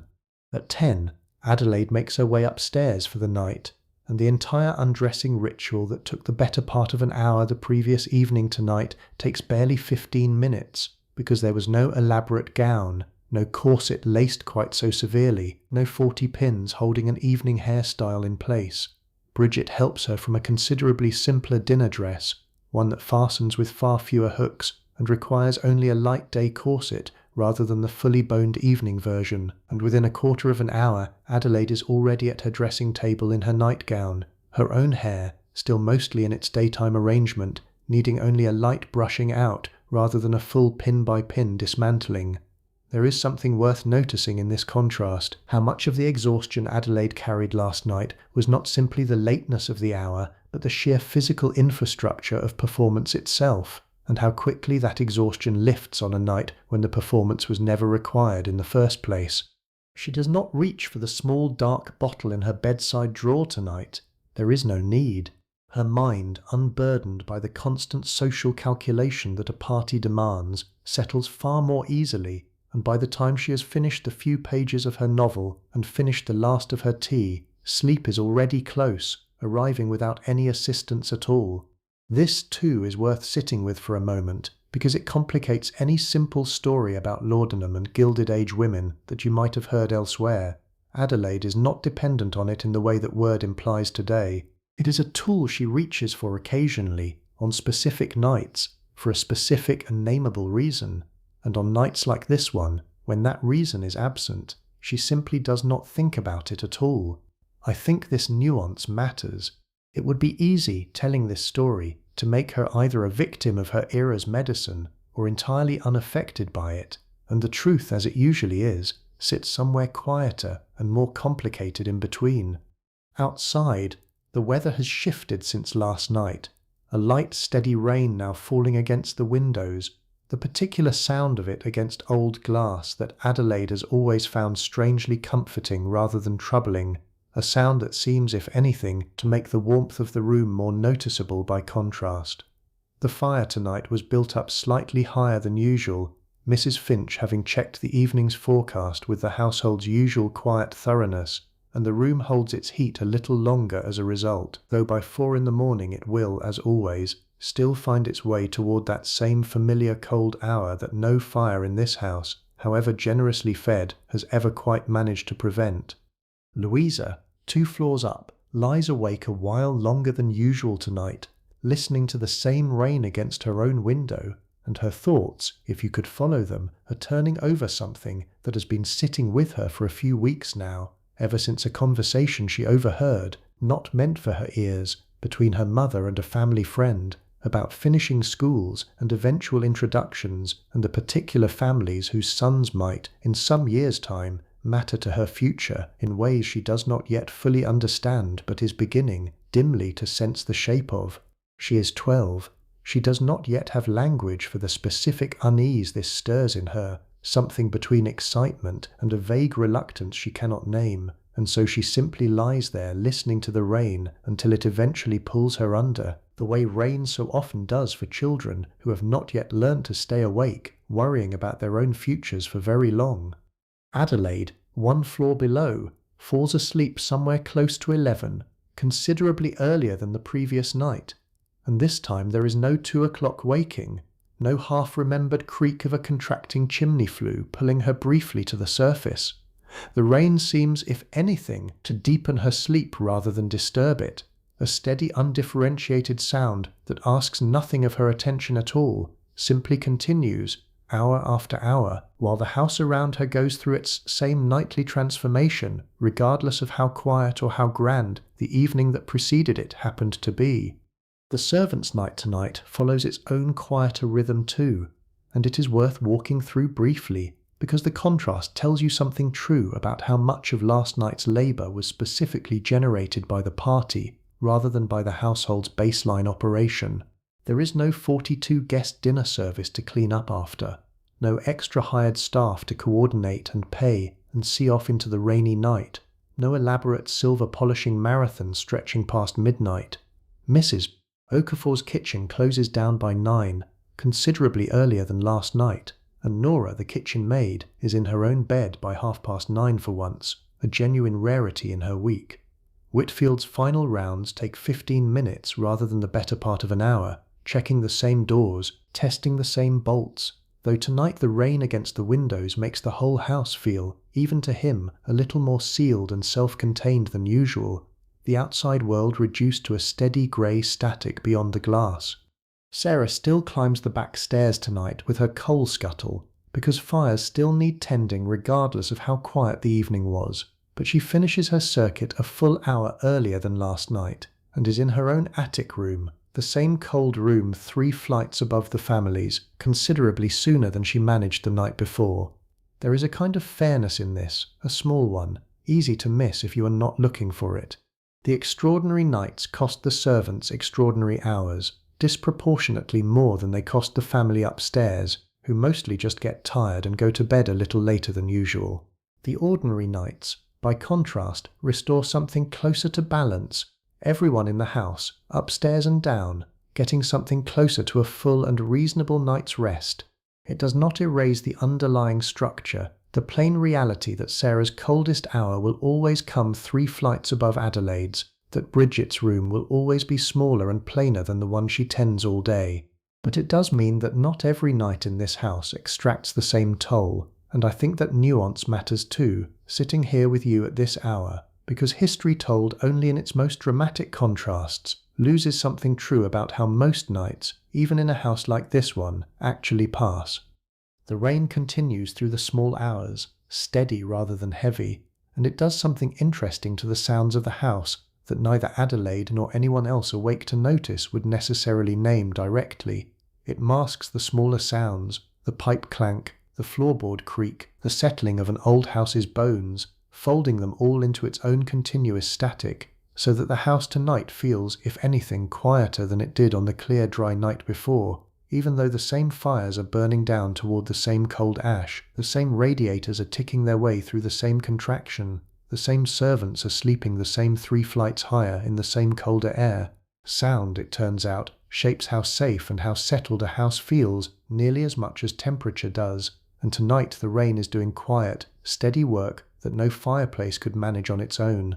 Somewhere around 1 in the morning, A gust of wind catches the rain at a different angle and sends a spray of it against Adelaide's bedroom window, with enough force to rattle the glass faintly in its frame. And for just a moment, in her sleep, she stirs, some old animal part of her brain registering the sound and briefly checking it against the catalogue of house noises she has learnt so well, before deciding, correctly, that it is only weather, and settling back down without ever fully surfacing into wakefulness at all. This is, I think, one of the quiet skills a person develops living for years inside the same particular house, a kind of learned fluency in its language, its ordinary sounds sorted instantly and unconsciously from anything that might actually require attention, so that even half asleep, even exhausted, the mind keeps its own quiet watch, and mostly, correctly, decides that everything is fine.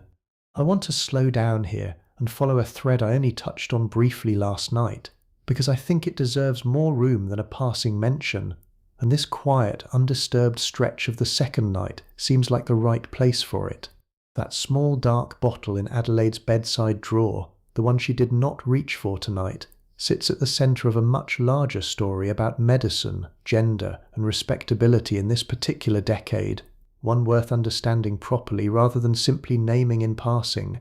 Laudanum, a tincture of opium dissolved in alcohol, had been a standard part of the American and European medicine cabinet for well over a century by the time Adelaide's physician prescribed it to her. It was cheap, effective, and, importantly, entirely legal, available without any of the regulatory friction that would eventually surround opiates in the century to come. Physicians of good standing prescribed it constantly for insomnia, for nervous complaints, for headaches, for the vague cluster of symptoms that Gilded Age medicine liked to gather under the label of neurasthenia, a diagnosis applied overwhelmingly to women of Adelaide's class, educated, socially burdened, and, in the medical thinking of the era, simply constitutionally more prone to nervous exhaustion than men.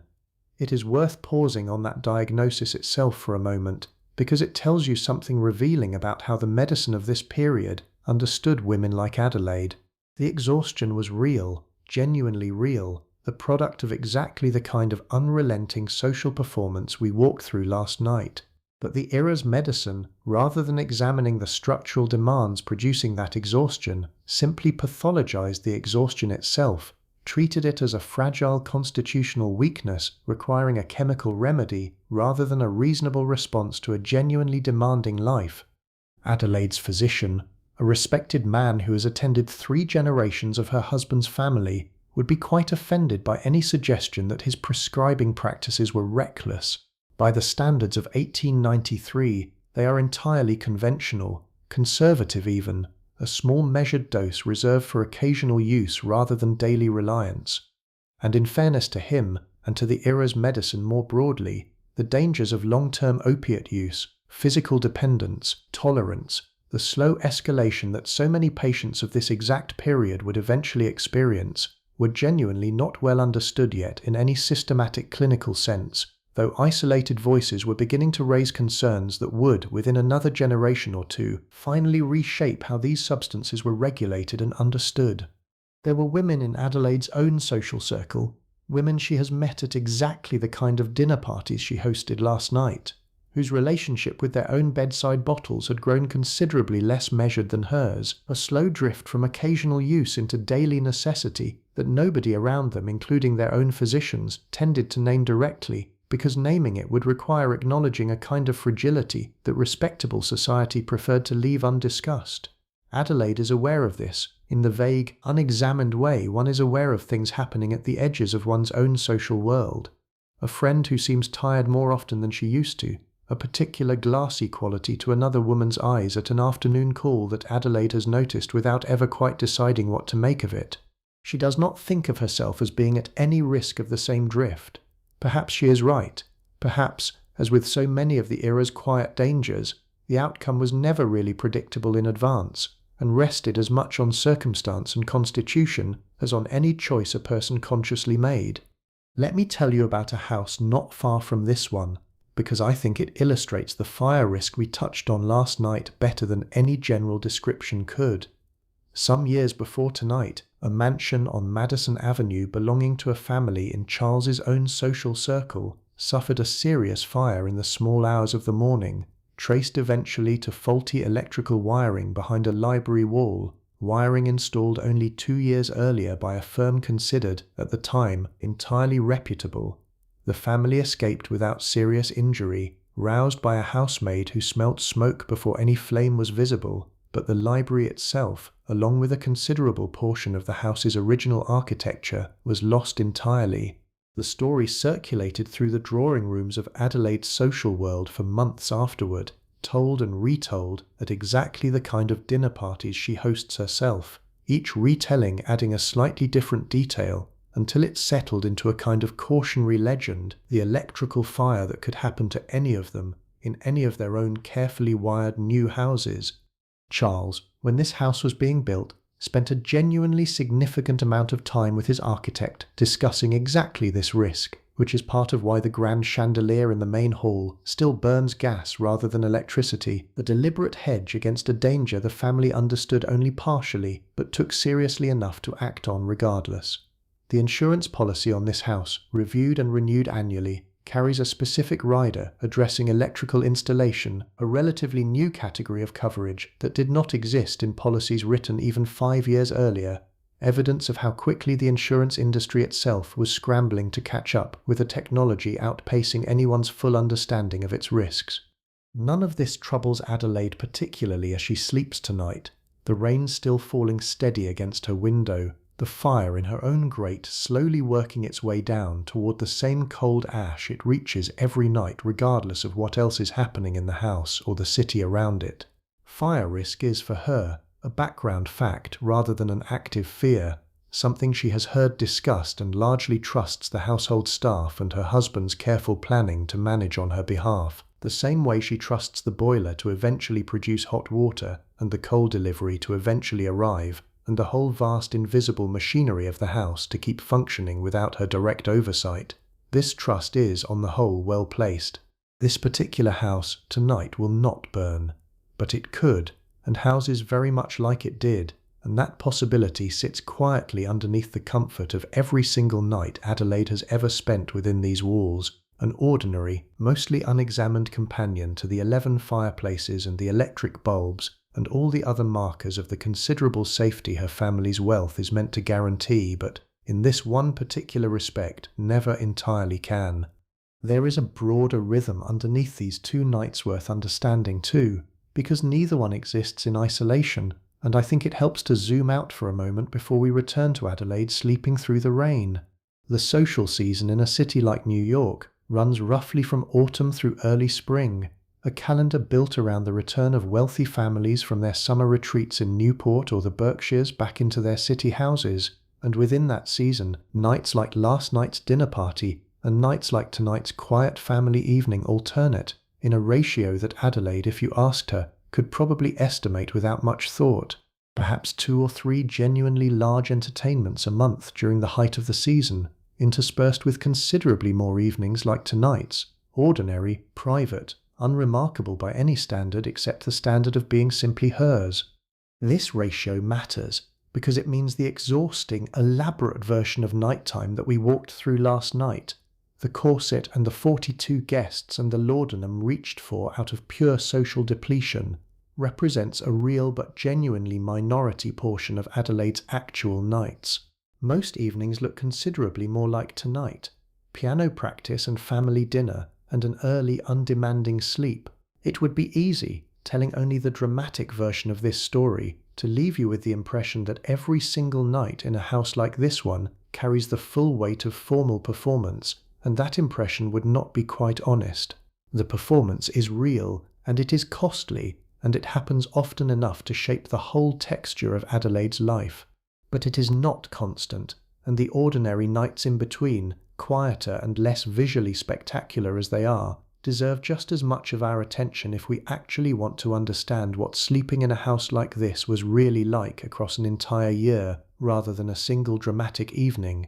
The household itself runs on an annual budget that Mrs. Bellwether manages with the kind of quiet precision that would put most modern accountants to shame, tracking not only the obvious expenses, wages, food, coal, but the specific seasonal fluctuations in every category, more coal in the winter months obviously, more flowers and hired extra staff during the height of the social season, a noticeable dip in nearly every line item during the summer months when the family relocates entirely, and this house sits largely closed, its furniture draped in protective sheeting, its fires cold, its rooms tended by only a skeleton staff, kept on specifically to prevent the kind of neglect that would otherwise let a grand empty house slowly deteriorate. This house, tonight, in late autumn, sits at nearly the height of its annual activity, full staff, full fires, the family recently returned from Newport and settling back into the particular rhythm of a city season that will run, with its alternating current of grand nights and quiet ones, until spring arrives and the whole household begins preparing to close itself up and relocate again.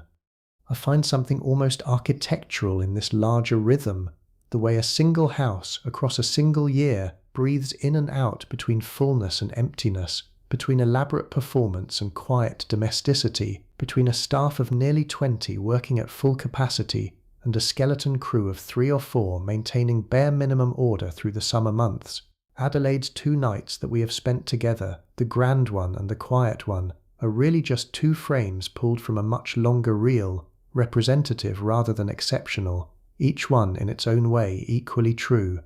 Let us go back briefly to the bathroom attached to Adelaide's suite, because I glossed over something last night that deserves a fuller explanation now in this quieter stretch of the second evening, while Adelaide sleeps undisturbed through the steady rain. A full bath, drawn deep and properly hot, rather than the quick basin wash Adelaide managed after last night's party, happens in this household twice a week for Adelaide herself, a schedule that would have sounded almost extravagant to her own grandmother's generation, and sounds, by the standards that will follow within another few decades, remarkably restrained. The frequency is not a matter of squeamishness about cleanliness, so much as a genuine engineering constraint, even in a house with modern plumbing. Drawing a full bath means running the boiler hard enough, long enough in advance, to produce a genuinely large volume of hot water, and doing this daily for every member of the household, let alone the staff as well, would place a demand on the coal-fired boiler that the system, cutting edge as it is for 1893, was simply never designed to sustain.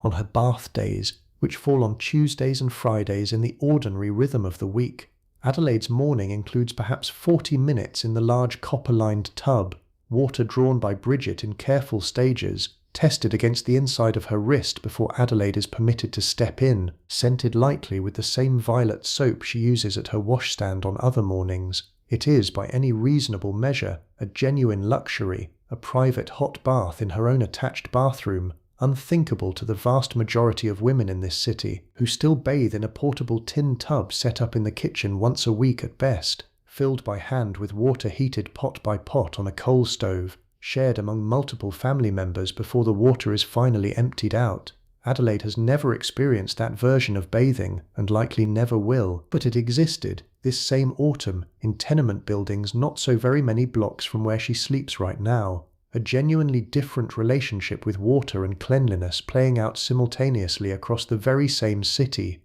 The history behind even Adelaide's relatively luxurious arrangement is worth a moment too.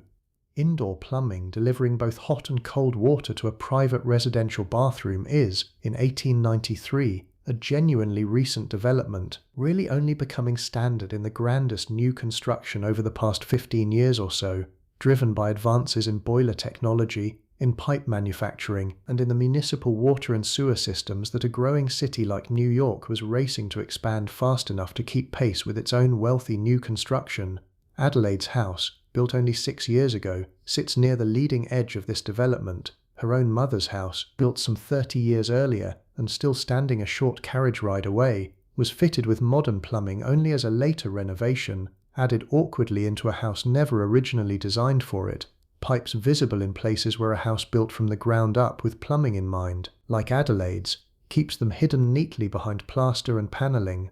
Charles, in his study down the hall, is still awake past midnight tonight, later than usual even for him, and the reason sits in a stack of correspondence on his desk relating to a business matter that has been troubling him for the better part of 2 weeks now. A supplier he has relied on for years has run into difficulty, and the ripple of that difficulty threatens to disrupt an investment Charles made, partly on his own judgment, and partly on the strength of a partnership he has always trusted without much question. This is not the kind of worry he shares readily with Adelaide, not out of any deliberate secrecy, but simply out of the same inherited habit that keeps their bedrooms separate, a belief, absorbed rather than consciously chosen, that a wife's role includes managing the household's social machinery and does not extend particularly far into the mechanics of the money that funds it. This belief, though, is not quite as absolute as it might first appear.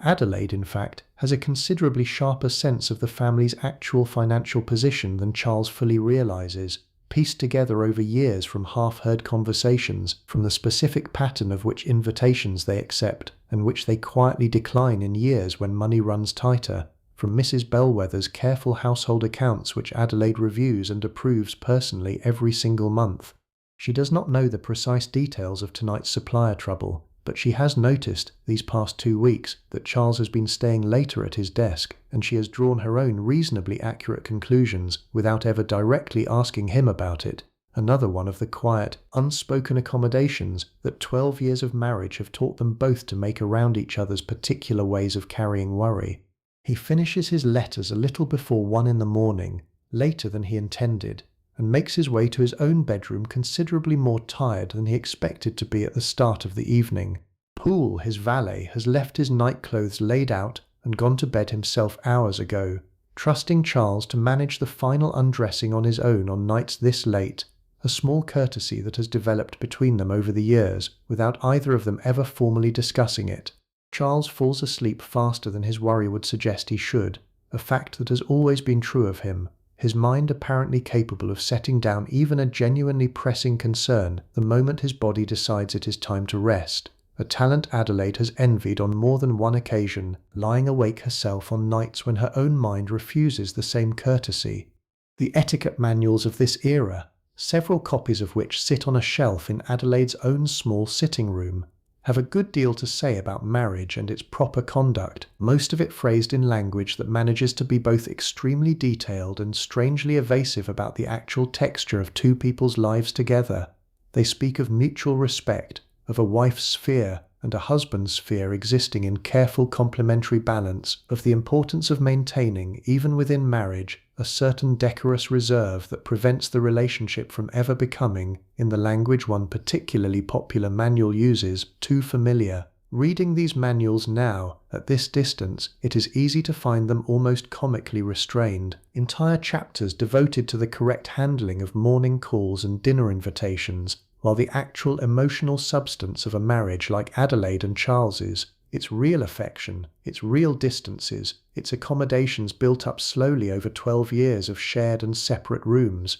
goes almost entirely unaddressed, as though the manual's authors assumed that part would simply take care of itself, or perhaps did not consider it their business to discuss at all. This house itself deserves a proper introduction, something we skipped last night in favour of moving straight into Adelaide's exhausted evening, and this quiet rainy stretch seems like a reasonable moment to offer it. It was built 6 years ago, designed by an architectural firm well regarded among the city's wealthiest families, in a style that borrows heavily and somewhat eclectically from French chateau architecture, a fashion that swept through Fifth Avenue construction in this exact period. Limestone facade, a steeply pitched roof with copper detailing that has already begun to develop the faint green patina that marks genuine age rather than mere expense, tall narrow windows that let in considerably more light than the older brownstone style favoured just a decade or two earlier.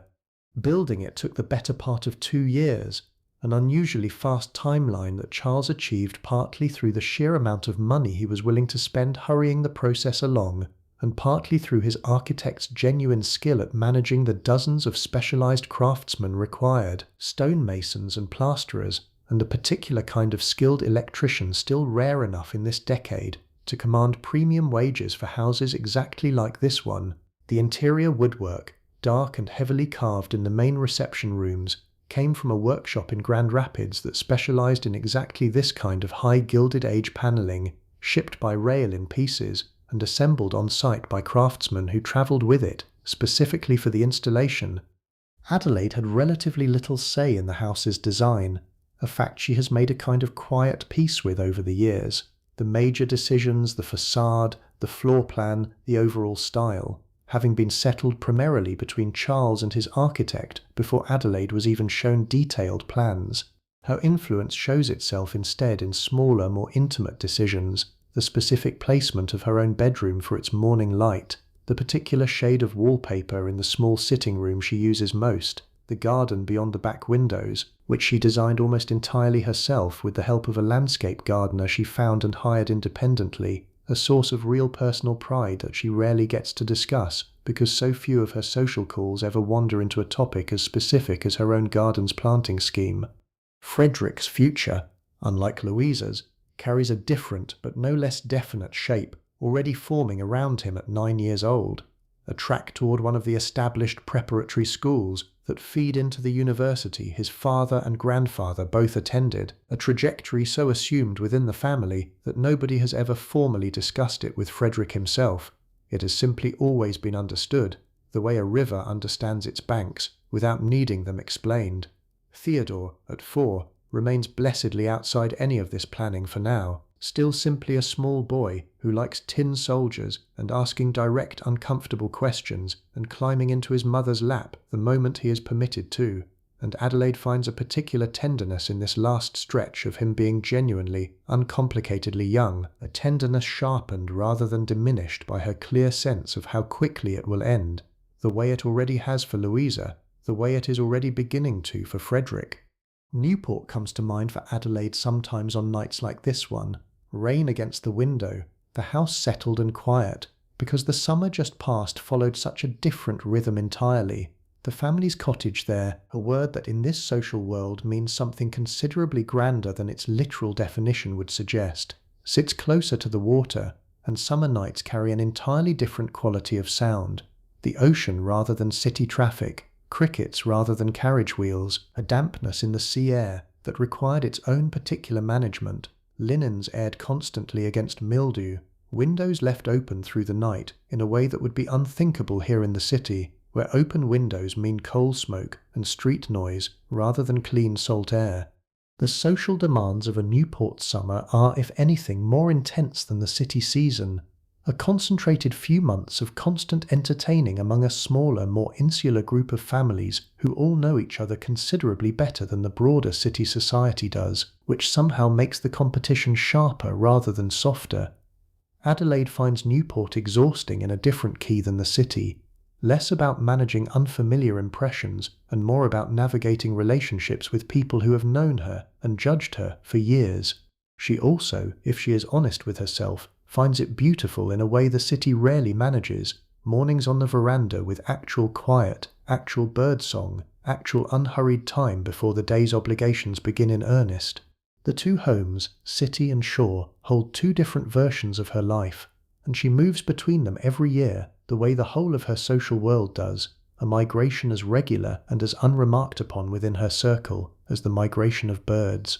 This city house, empty and draped through those same summer months, undergoes its own quiet transformation, one Adelaide has witnessed only in passing on the rare occasions business has required Charles to return to town briefly during the summer, and she has accompanied him. Furniture disappears beneath white protective sheeting, the grand chandeliers wrapped in muslin against dust and tarnish, the whole house dimmed and silent and strange, tended by a skeleton staff of 3 who open windows briefly each morning to prevent the closed rooms from growing musty and close them again each evening. A house essentially holding its breath for 3 months at a stretch, waiting for the family's return each autumn to properly wake it back into its full working life. Tonight, deep in that working life, the rain continues steadily against the windows, and somewhere close to 2 in the morning, considerably earlier than the previous night's disturbance, Whitfield makes an unscheduled additional round of the ground floor, not out of any specific concern, but simply out of the particular vigilance that heavy rain always triggers in him, a lifetime of service having taught him that storms are when a house's small vulnerabilities, a loose window latch, a gutter beginning to overflow near a vulnerable section of roofing, tend to reveal themselves. He finds nothing amiss tonight, the house holding steady against the weather exactly as it is built to, and returns to his own rooms satisfied, one more small unremarked act of care folded into the household's enormous invisible nightly labour.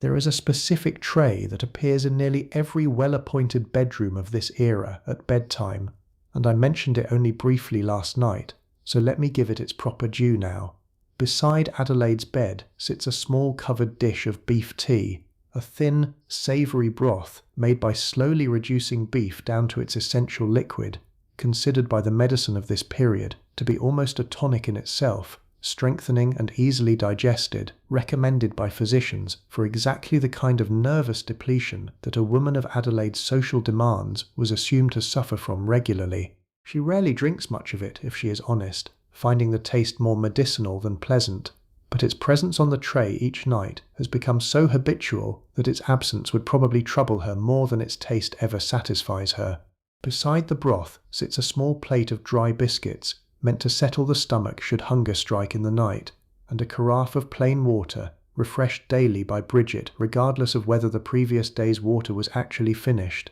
This whole small ecosystem of nighttime nourishment reflects a broader medical philosophy of the era that treated eating, sleeping and nervous health as deeply, almost mechanically interconnected, a person's constitution imagined as a kind of delicate engine requiring careful, regular fueling to avoid the various nervous complaints that fashionable medicine diagnosed with such striking frequency among wealthy women specifically.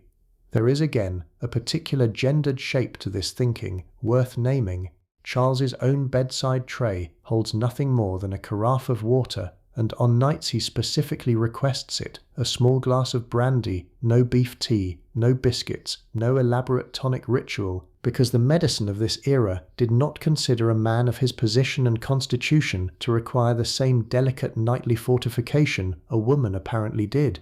The household's medicine cabinet more broadly, kept in a locked case in Mrs. Bellwether's own room rather than anywhere the children could easily reach it, contains a range of preparations that would raise considerably more than eyebrows in a modern pharmacy, tinctures and powders and patent remedies purchased both from the family physician and from the fashionable pharmacists, whose elaborately labelled bottles line the shelves of every respectable drugstore in the city, remedies for headache and indigestion and nervous complaint that frequently contained, alongside their advertised active ingredients, quantities of opium, cocaine or alcohol that would today require the strictest medical prescription and monitoring if they were legal to sell at all. This was simply the medicine available in 1893, trusted implicitly by respectable families like Adelaide's, understood by physicians and patients alike to be modern, effective and entirely appropriate, decades still away from the regulatory reckoning that would eventually reshape how an entire society understood these same substances. Frederick, 2 floors up, keeps a small oil lamp burning at the lowest possible flame beside his bed most nights, not out of any medical prescription, but out of a plain ordinary childhood fear of full darkness that his nurse has never made him feel embarrassed about, understanding, in the way experienced nurses of this era generally did, that a 9-year-old's fear of the dark deserves accommodation rather than correction. The lamp burns low enough to cast only the faintest amber glow across the ceiling, just enough to reassure him the room has not disappeared entirely around him, and it is one of the small quiet mercies of his particular childhood that nobody in this household has ever suggested he ought to simply get over it. The corset itself, which we watched come off Adelaide last night with such evident relief, sits at the centre of a genuine medical debate raging through exactly this decade, one Adelaide is dimly aware of without paying it especially close attention. A growing number of physicians, along with a vocal minority of reform-minded women, had begun arguing publicly through this period that tight lacing caused genuine physical harm, displaced organs, weakened core muscles, restricted breathing in ways that could contribute to fainting spells and worse. Dress reform movements advocating looser, healthier alternatives had their passionate adherents, and a few of Adelaide's more progressive acquaintances had experimented, at least at home, with looser-fitting alternatives. But the fashionable silhouette of the era, the narrow waist against fuller hips and bust that every dressmaker on Fifth Avenue was cutting toward, remained stubbornly, overwhelmingly dominant, and Adelaide, whatever she privately thought about the debate, had never seriously considered abandoning the garment that gave her formal gowns their expected shape. Fashion, in this instance as in so many others, proved considerably more persuasive than medicine. She does lace less severely at home, a small private accommodation that Bridget manages without either of them ever discussing it directly. The daytime corset noticeably less constricting than the fully boned evening version, a difference of perhaps 2 inches that makes a genuine difference to how her whole day feels, but which no observer at an afternoon call would ever detect. This is, in its own small way, a kind of quiet resistance, invisible to everyone but Adelaide and her maid, a private negotiation with a garment she has worn daily since she was perhaps 16 years old and will likely continue wearing in some form for the rest of her adult life, regardless of what the reformers in the newspapers eventually manage to change for the generation of women coming up behind her.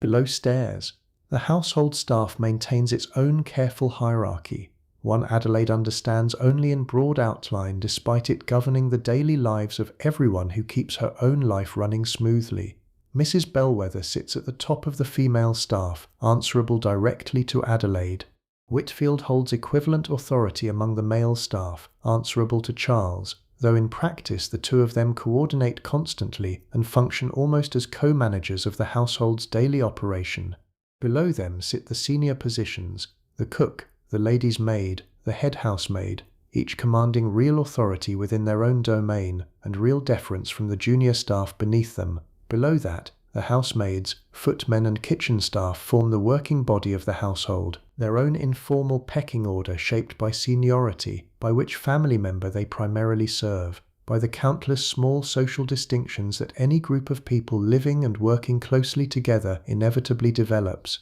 Wages reflect this hierarchy precisely, Mrs. Bellwether and Whitfield earning considerably more than Bridget, who earns more than Sarah, who earns roughly the same as Nora in the kitchen. Each rank calibrated with an exactness that would surprise anyone who imagined household service as a single undifferentiated category of work. There is real ambition within this structure too, real paths of advancement. A promising young housemaid who shows the right combination of discretion and competence might, over years, work her way toward a lady's maid position, or eventually a housekeeper's post of her own in some other household. A trajectory Sarah, at 19, thinks about more than she would ever admit aloud, watching Bridget's slightly easier hours and slightly finer room with an ambition she keeps carefully folded away beneath her ordinary daily competence. It is worth pausing in this quiet stretch of the night to think about the city beyond this particular house, because Adelaide's Fifth Avenue sits only a few miles from tenement neighbourhoods where an entirely different version of 1893 New York is playing out its own nighttime hours right now, in the very same rain that patters against Adelaide's window.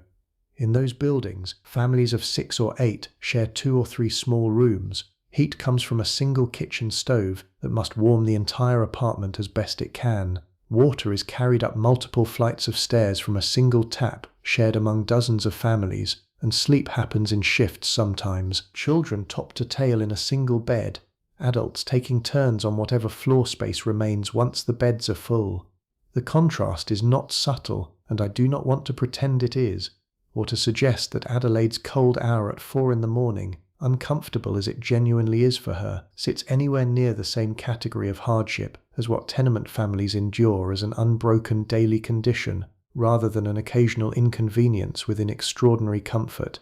But I think both stories are worth holding at the same time, because they are, after all, happening in the very same city, under the very same rain, only a short carriage ride apart, and the wealth that built Adelaide's house, the coal that heats her rooms, the labour that keeps her comfortable, connects in countless direct and indirect ways to the very neighbourhoods experiencing such a different version of this same October night. Charles's own business dealings, the supplier trouble keeping him at his desk past midnight, touch industries that employ, in considerably harder conditions and for considerably less pay, many of the very families living in exactly those crowded tenement blocks. This is not a detail Adelaide spends much time considering, lying warm and mostly asleep in her curtained bed. It is simply the wider truth sitting quietly underneath the particular, smaller truth of her own comfortable, complicated night, and I think a complete picture of what sleeping was really like in this era has to include both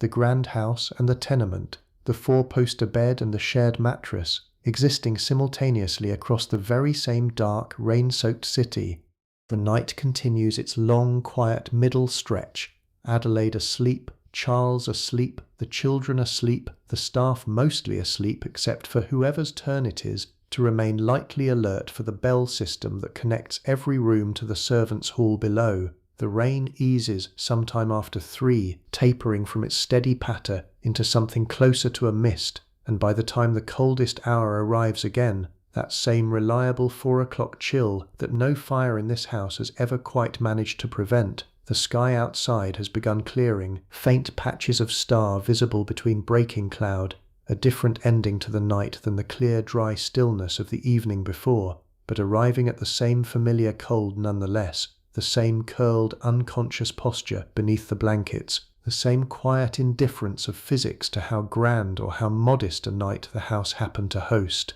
Sarah wakes again in her cold attic room, a little before 5:30, her body apparently no more forgiving on a quiet ordinary morning than it was the morning after the grand party. The same descent through the same back stairs, the same coal scuttle, the same kneeling at cold grates in rooms nobody has yet entered. There is something almost meditative in watching this repeat itself, the household's most basic labour utterly indifferent to whether the previous night was extraordinary or ordinary, the fires still needing to be built from nothing every single morning regardless, an unbroken chain of small identical tasks stretching back through Sarah's 4 years in this position and forward, presumably, through however many years remain before she manages, if she manages, to work her way into some easier post, the way Bridget once did. Mrs. Okafor's kitchen wakes at its own accustomed hour too, bread rising through its second proof by the time the earliest housemaids stir, the particular yeasty warmth of it beginning its slow climb up through the house exactly as it did yesterday, a smell so consistent across every single morning of Adelaide's married life that she has genuinely never once woken in this house without it somewhere in the background of her earliest waking awareness, whether she consciously notices it or not.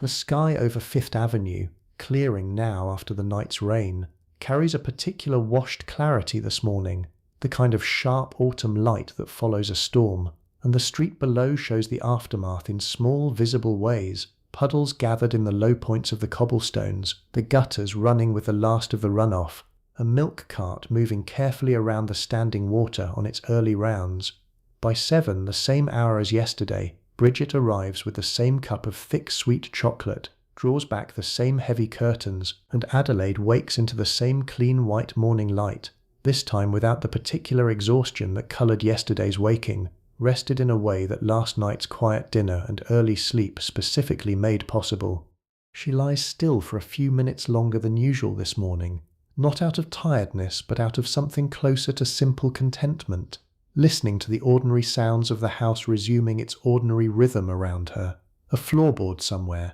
a distant door, the faint murmur of Charles already awake and moving in his own room on the other side of the locked connecting door. There is a particular pleasure in an unremarkable morning after an unremarkable night, one that Adelaide, if pressed, might struggle to fully articulate, because it has no dramatic shape to it, no clear before and after, simply the quiet accumulated relief of a body and mind that were allowed, for one night at least, to simply rest without any particular demand placed on them.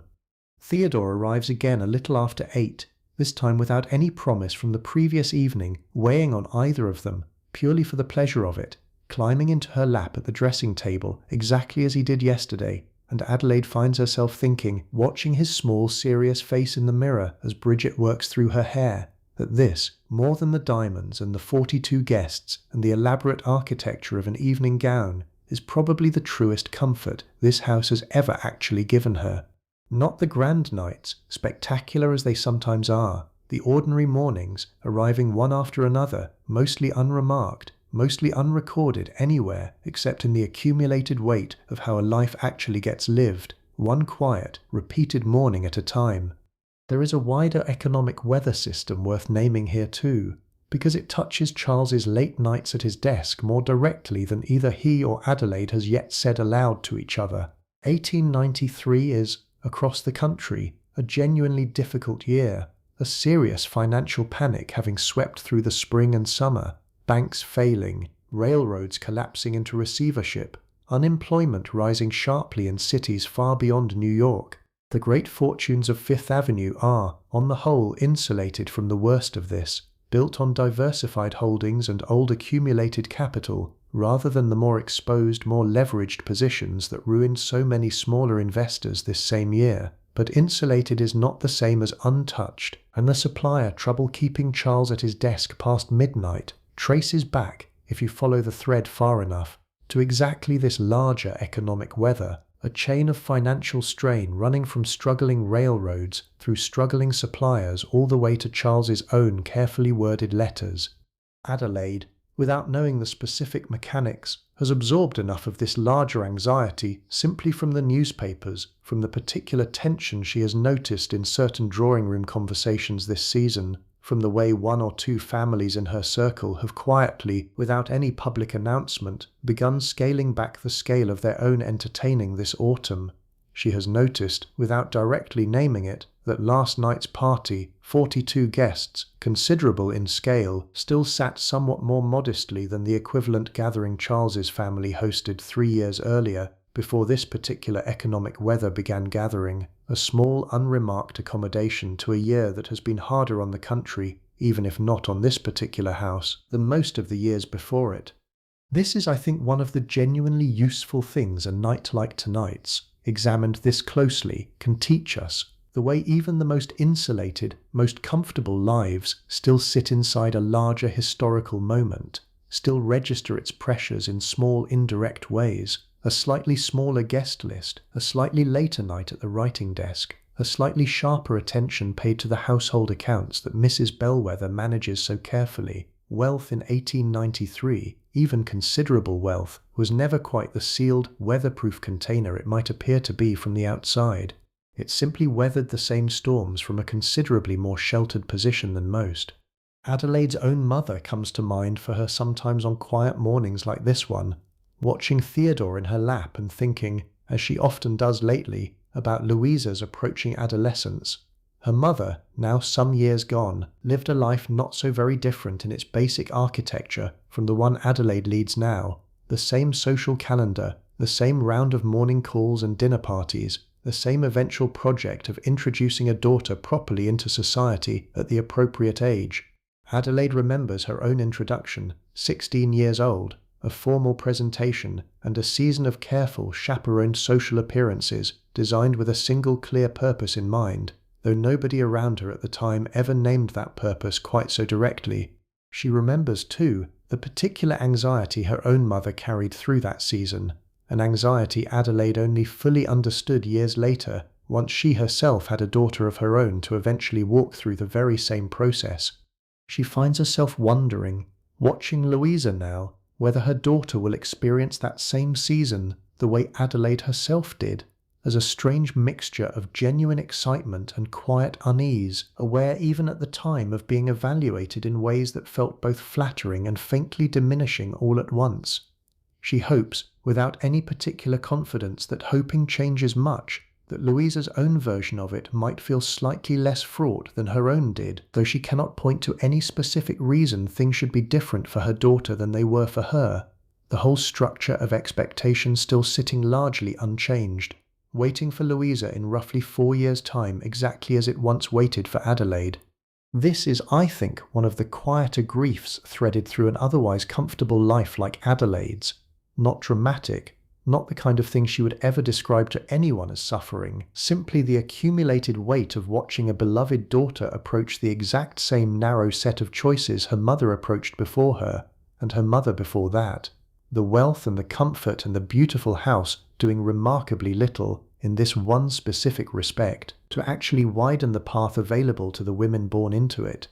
The holidays are beginning to occupy a corner of Adelaide's attention too, this early in the autumn, because a house like this one requires considerable advance planning for the season ahead, decisions about which relatives to host, which invitations to extend for the annual Christmas gathering that has, over Adelaide's 12 years as mistress of this household, become something close to a fixed tradition among Charles's extended family. She has already begun, in the margins of her correspondence, jotting early notes toward the guest list, the menu, the particular arrangement of greenery and candles that transforms the main hall each December into something considerably warmer and more intimate than its usual formal grandeur. There is real pleasure in this early planning, a different register of anticipation than the anxious calculation of last night's dinner party, something closer to genuine excitement, and Adelaide finds herself, this quiet morning, looking forward to it in a way that surprises her slightly, given how tired the last large gathering left her feeling. Adelaide's clothing budget underlying all of this deserves its own honest accounting too, because the numbers, laid out plainly, tell their own story better than any general description could. Adelaide's wardrobe allowance, agreed upon annually with Charles and managed with Mrs. Bellwether's careful assistance, runs to a sum that would represent several years of wages for a housemaid like Sarah, spent across a single season on gowns, accessories, gloves, shoes, and the countless smaller items, hairpins, ribbon, replacement boning for corsets, that a fashionable wardrobe requires to maintain itself properly. The gown she wore last night alone, commissioned from a dressmaker whose services Adelaide has used for nearly a decade now, cost more than Bridget's entire annual salary, a fact that sits, when stated so plainly, in genuinely uncomfortable proximity to the two women's actual daily relationship, mistress and maid, moving through the same rooms, tending the same rituals, separated by a gap in resources so wide it becomes almost abstract, difficult to hold in the mind as a real, lived difference between two actual people rather than simply an unremarkable fact of how the household operates. Adelaide does not think about this gap often, and when she does, briefly, it tends to arrive not as guilt exactly, but as a kind of passing, unresolved awareness, quickly folded back beneath the day's more immediate concerns, Louisa's coming season, the holiday planning, the correspondence still waiting on her desk. This is, I think, simply how enormous structural inequality tends to live inside an individual life, not as constant conscious cruelty, but as a background condition so thoroughly normalized that noticing it takes real, deliberate effort that the daily demands of Adelaide's own considerable, genuinely exhausting obligations rarely leave much room for. Mrs. Finch, the head housemaid who turned down Adelaide's bed so carefully 2 nights ago, has her own quiet life running parallel to all of this, one Adelaide knows even less about than she knows of Bridget's. Mrs. Finch is 43, unmarried despite the title convention grants her, has worked in service since she was 13 years old, moving up slowly and steadily through 4 different households over 3 decades until reaching this current senior position, one of the better ones available to a woman of her background and generation. She keeps a small savings account, modest but carefully tended, toward a retirement she pictures vaguely as a small cottage somewhere outside the city, shared perhaps with a younger sister who also went into service and has similarly never married. This particular future sits decades away still, and Mrs. Finch, turning down beds and tending fires with the same unhurried competence she has brought to this work for 30 years, does not dwell on it especially, simply continues, night after night, doing the careful invisible labour that makes Adelaide's considerable comfort possible, exactly as she has done in one house or another for the entirety of her adult life. Let us walk once more through this house in full daylight now, because I think there is something worth noticing in how differently it reads by morning than it did across the 2 nights we have spent inside it. The main hall, dim and gas-lit last night, floods now with clear autumn light through its tall east-facing windows, the dark carved woodwork Charles's architect imported from Grand Rapids taking on a warmer, richer tone in daylight than it ever quite manages under gas or electric light. The elaborate parquet floor, laid in a geometric pattern Adelaide has always privately admired more than she has ever said aloud, catching small bright reflections wherever direct sun reaches it. The grand chandelier, unlit now and hanging still in the morning air, looks almost ordinary by day, its considerable expense and craftsmanship only fully apparent once evening returns and someone lights it again. The drawing room where Adelaide played piano last night sits quiet this morning, the instrument closed, sheet music still open on its stand, to the difficult passage she was working through, a small visible trace of her private evening that nobody else in the household has any reason to notice or comment on. Sunlight falls across the pale upholstery in long, changing patches as the morning advances, and somewhere in this room, later today, Adelaide will likely spend another quiet hour, correspondence in her lap, rather than sheet music, continuing the same unhurried rhythm that yesterday's rain and today's clearing sky have both, in their own way, made possible. Across the hall, the dining room, scene of last night's considerably smaller family meal, has already been reset for tonight. Another modest family dinner planned. No guests, no orchestra, simply the four of them again around the same table, where Frederick recounted his tin soldier battle and Theodore pushed his food thoughtfully around his plate. There is a particular rhythm to a house like this one, alternating current running between its grandest moments and its quietest ones, each one requiring its own version of the same underlying labor, silver polished regardless of whether 2 people or 42 will eat from it, fires built regardless of whether the evening ahead holds an orchestra or simply the sound of Louisa reading aloud from her lesson book. I think what I find myself sitting with most, having spent 2 full nights and their surrounding days inside this house with you, is how much of what we call luxury turns out, on close inspection, to be less about grand singular objects, the chandelier, the diamond necklace, the 4-poster bed, and more about the sheer accumulated density of careful attention, hundreds of small tasks performed daily and nightly by a dozen mostly invisible hands, each one modest on its own, adding together into something that reads, from the outside, as effortless grace. Adelaide herself rarely sees this accumulation directly. She experiences only its result, a warm room, a pressed gown, a cup of chocolate arriving precisely when she wakes. The labor itself stays where labor in a house like this one has always stayed, just behind the walls, just below the stairs, present in every single comfort and visible in almost none of them.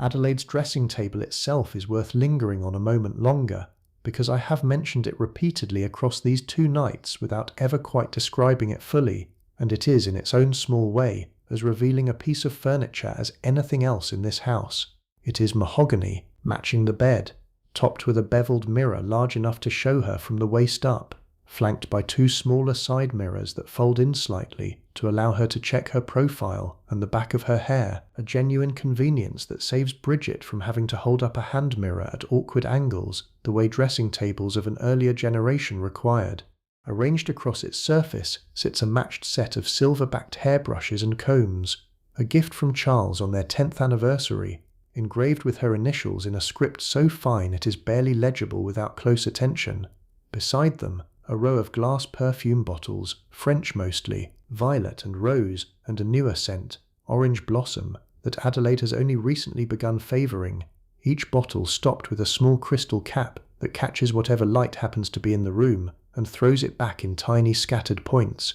There is a small porcelain dish for hairpins, the same dish that filled steadily 2 nights ago as Bridget worked through her evening hairstyle, empty again now, waiting for tonight's smaller, simpler routine. There is a jewellery box, considerably less secure than the wall safe where the truly valuable pieces live, holding the everyday items, a few brooches, a simple strand of pearls she wears often enough that returning them to the safe each night felt, at some point years ago, like more trouble than the modest risk justified. And there is, tucked toward the back where it rarely draws attention, a small framed photograph of Louisa, Frederick and Theodore together, taken perhaps 2 years ago now, Theodore still visibly a toddler in it, a quiet daily reminder Adelaide glances at more often than she would consciously register, every single morning and evening spent at this particular table.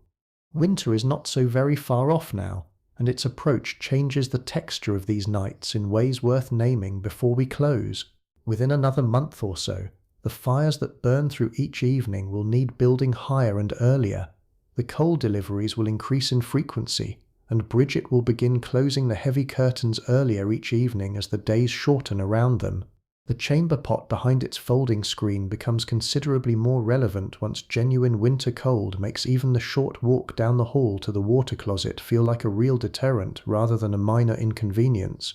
The whole household's nighttime rhythm shifts subtly with the season, more fires, more layers, a slightly earlier retreat upstairs as the evenings darken sooner, the same underlying structure of the house simply working a little harder, drawing on a little more coal and a little more staff labour to hold the same basic warmth against a colder and colder world outside. Adelaide and Charles travelled to Europe once, 4 years ago now, a lengthy tour that included several weeks in England and a shorter stretch in France, and Adelaide still thinks sometimes about the differences she noticed then, staying briefly as guests in a country house belonging to friends of Charles's family outside London.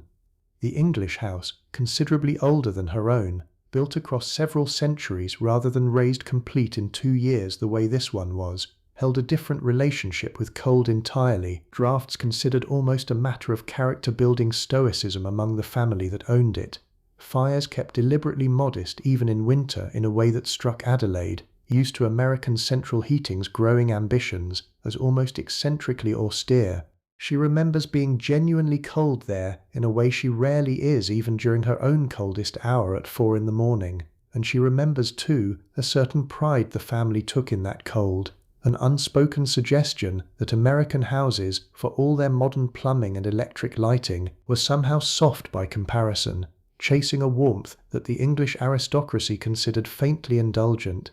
She found this attitude both faintly absurd and in its way almost admirable, a different calculus entirely about what comfort actually meant and what price was worth paying for it. American wealth, still relatively new by the standards of European aristocracy, seemed to Adelaide, reflecting on it now, considerably more invested in visible, technological comfort. The electric lights, the modern plumbing, the steam heat pushing its way through iron pipes, while older European wealth, secure in status inherited rather than freshly built, felt less need to prove anything through comfort at all, content to remain cold and draughty and simply, unassailably aristocratic regardless. Neither approach, she has come to think, is quite right or quite wrong. They are simply two different answers to the same underlying question every wealthy household eventually has to answer for itself. How much of your fortune do you spend making the actual physical experience of your life comfortable, and how much do you spend instead on the visible signals of status that comfort alone can never quite provide? The water closet down the hall from Adelaide's bathroom represents its own small engineering achievement worth a final mention. A genuine flush mechanism connected to the city's expanding sewer system, considerably more advanced than the earlier cesspit systems still common in older parts of the city, and considerably more advanced still than anything available to the tenement families we spoke of earlier, whose sanitary arrangements remained, in this same year, a serious and largely unaddressed public health concern that the city's reformers were only beginning to seriously tackle. Adelaide thinks about this plumbing, when she thinks about it at all, purely in terms of its convenience, never quite connecting her own modern fixtures to the larger city-wide infrastructure project, sewers and water mains and pumping stations that made her own private comfort possible in the first place, a whole vast invisible municipal system running beneath the entire city, as unremarked by her as the household staff working 2 floors below her own bedroom every single night. Paul, Charles's valet, deserves a proper mention too before we close, because his work, quieter and less visible even than Bridget's, shapes Charles's nights in ways worth understanding. He is younger than Whitfield, only 28, and came into service specifically as a valet rather than working up through the footman ranks, a slightly different career path that values a particular combination of discretion, sartorial knowledge, and the ability to anticipate a gentleman's needs without ever seeming to hover. His evenings mirror Bridget's in basic structure, helping Charles from his evening clothes, laying out tomorrow's suit with the specific tie and accessories already selected based on what he knows of Charles's schedule, brushing down the previous day's suit and checking it for any small repair or pressing it might need before its next wearing. On quiet nights like the second one we spent in this house, his work finishes considerably earlier than Bridget's typically does, Charles's wardrobe requiring less elaborate daily maintenance than Adelaide's, a small asymmetry in the household's labour that reflects the broader asymmetry in what fashion actually demanded of men and women in this particular era. The bell system threading through the walls of this house represents its own small marvel of engineering, worth a final closer look. Each room contains a small brass pull or button, wired through a network of copper conductors run carefully behind the plaster during the house's original construction, connecting to a numbered indicator board in the servants' hall 2 floors below.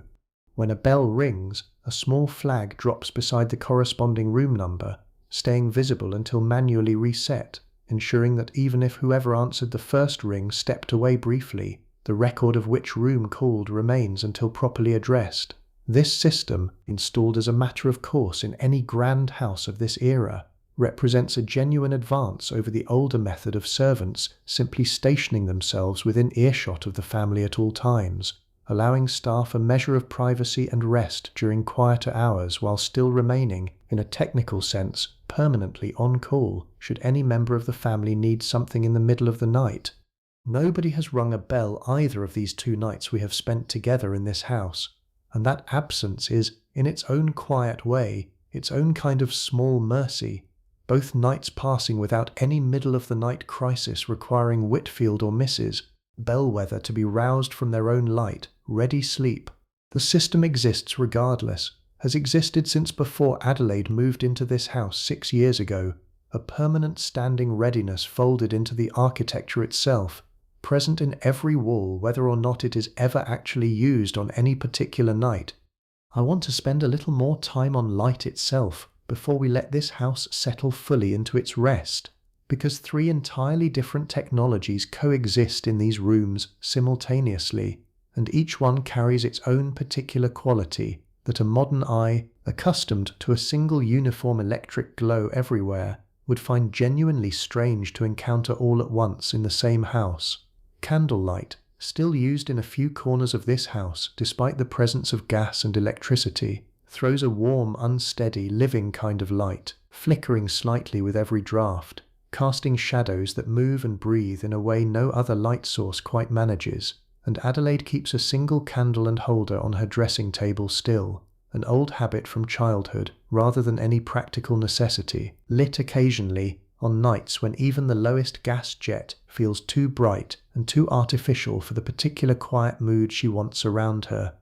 Gaslight, the workhorse illumination of most of this house, burns with a steadier, whiter flame than candlelight, controllable by the small brass keys that let Whitfield dim or extinguish it room by room. But it carries its own particular characteristics too, a faint hiss audible if you listen closely, a slight warmth radiating from the fixture itself, and over months and years, a slow accumulation of soot that darkens ceilings and requires the housemaid's constant vinegar and rag attention to keep fully in check. It also carries, always, the faint underlying smell of the gas itself, sulphurous and mineral, so constant throughout Adelaide's whole life that she has genuinely stopped noticing it at all, the way anyone stops noticing a smell present in literally every room they have ever regularly occupied.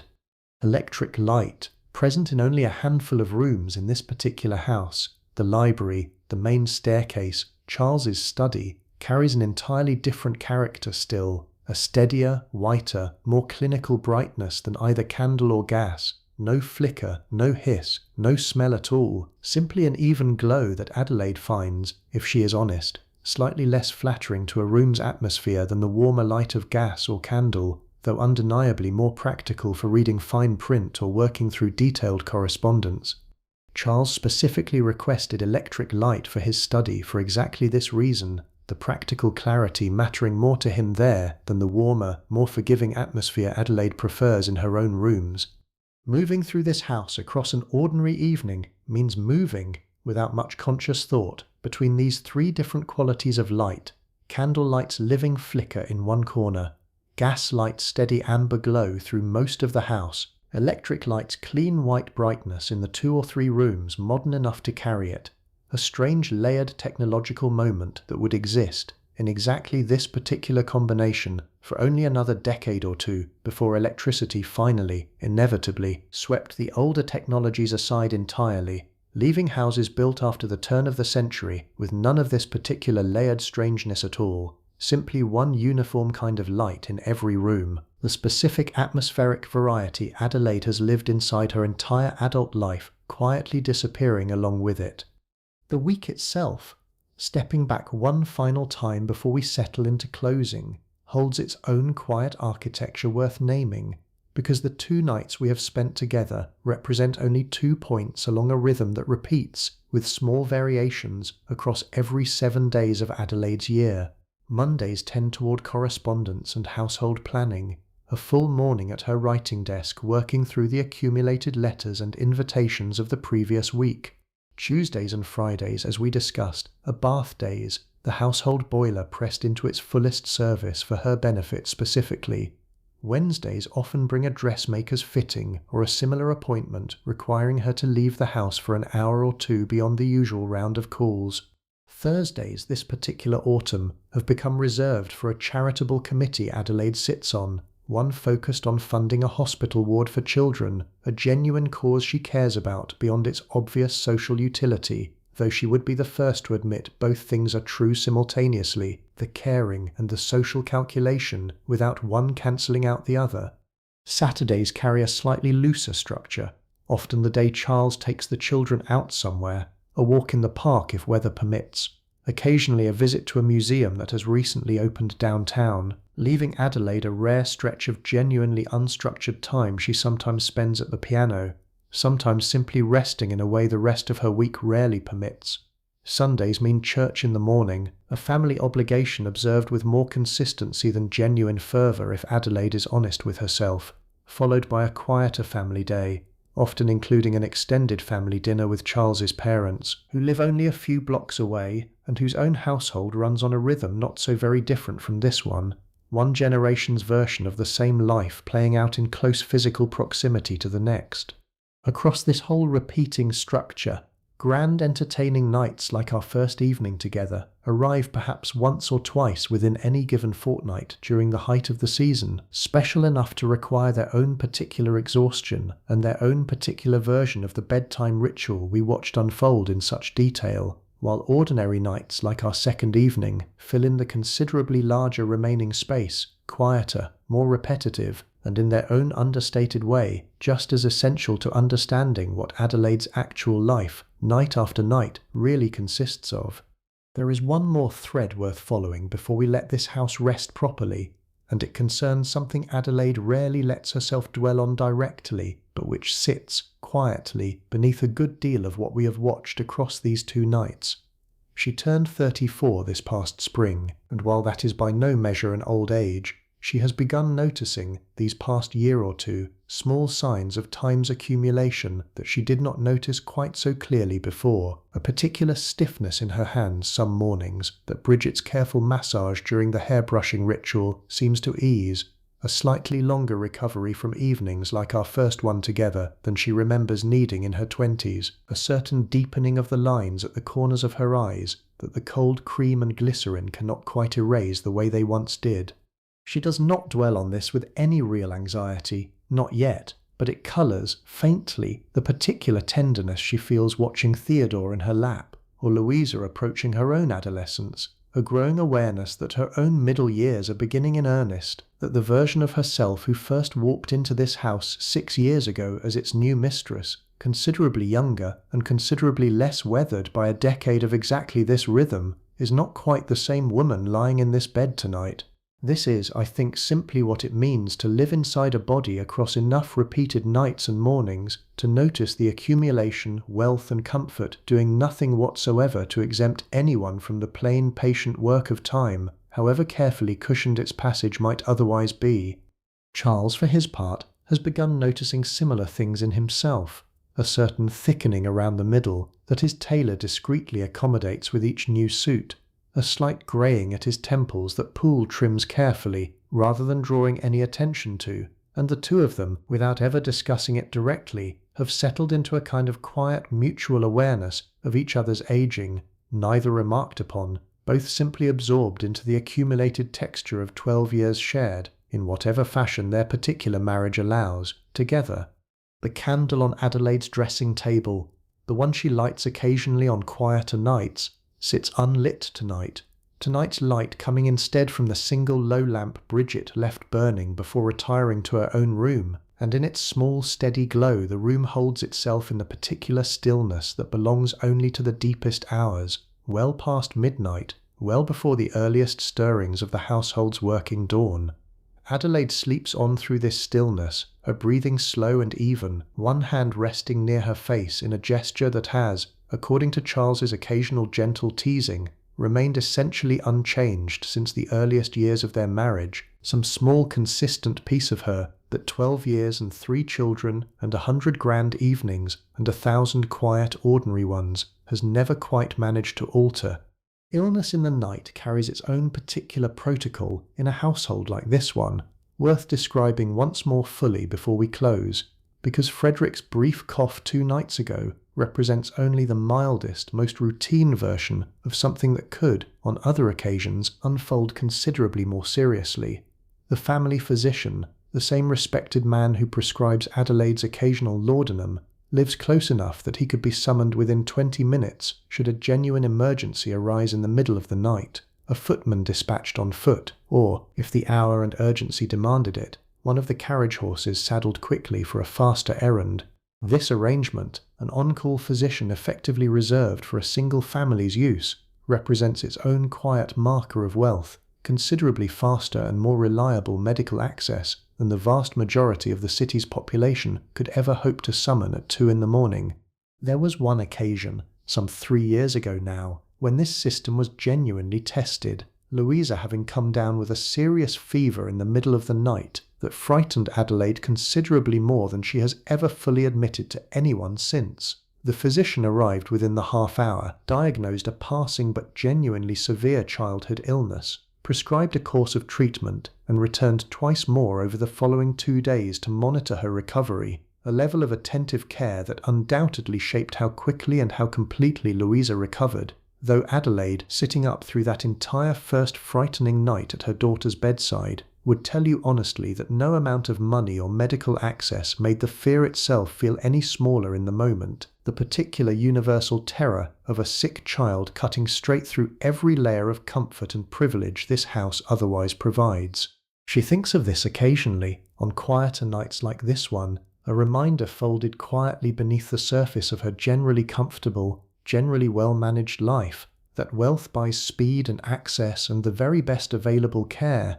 genuinely valuable things, but does not in the end buy immunity from the plain fact that children get sick, that fevers frighten mothers regardless of how many servants stand ready to help, that some fundamental portion of a parent's worry simply cannot be outsourced or cushioned away, no matter how many fireplaces or how much modern plumbing a house happens to contain. Tonight, mercifully, no such crisis interrupts either evening we have spent together in this house.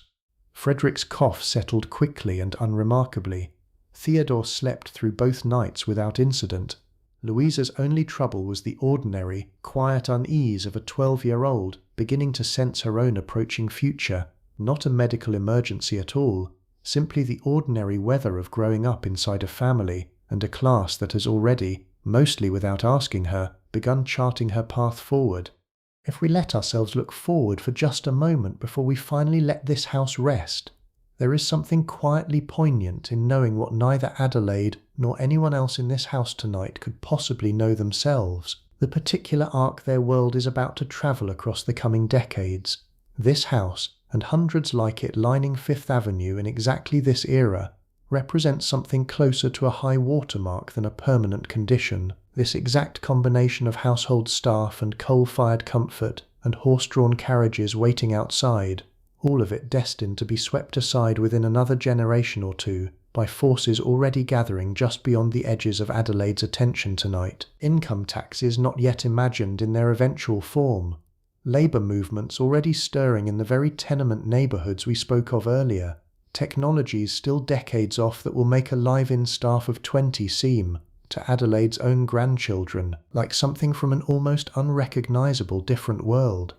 Louisa, sleeping tonight with her own quiet unease about a season still years away, will live to see automobiles replace the carriages waiting outside this very house, will live to see the household staff of her own eventual married life shrink to a fraction of what her mother currently commands, will live, quite possibly, into an era when a woman's path forward looks recognisably different from the narrow track Adelaide watches her daughter approaching tonight with such mixed tenderness and unease. None of this touches either of them yet, not directly, not tonight, The whole elaborate structure of this house and this life still running exactly as it has for years, coal delivered, fires built, bells answered, gowns pressed, but it is there, gathering somewhere just past the edge of what either of them can see from inside this particular October, and I think there is something worth sitting with in that, the way every single one of these carefully maintained nightly rituals, however permanent and unshakable they feel from the inside, were already, in ways nobody in this house could have named,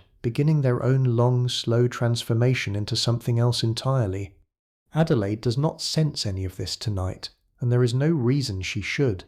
She sleeps the ordinary, considerable sleep of a woman whose particular moment in history has not yet asked her to notice its own approaching edges, comfortable, curled slightly against the same familiar cold hour her body has learnt to expect and absorb without conscious thought, surrounded by a house full of people whose own separate nights, harder and colder as most of them are, have nonetheless settled into their own accustomed rhythm too, coal and silver and bells and the particular quiet companionship of shared, repeated labour.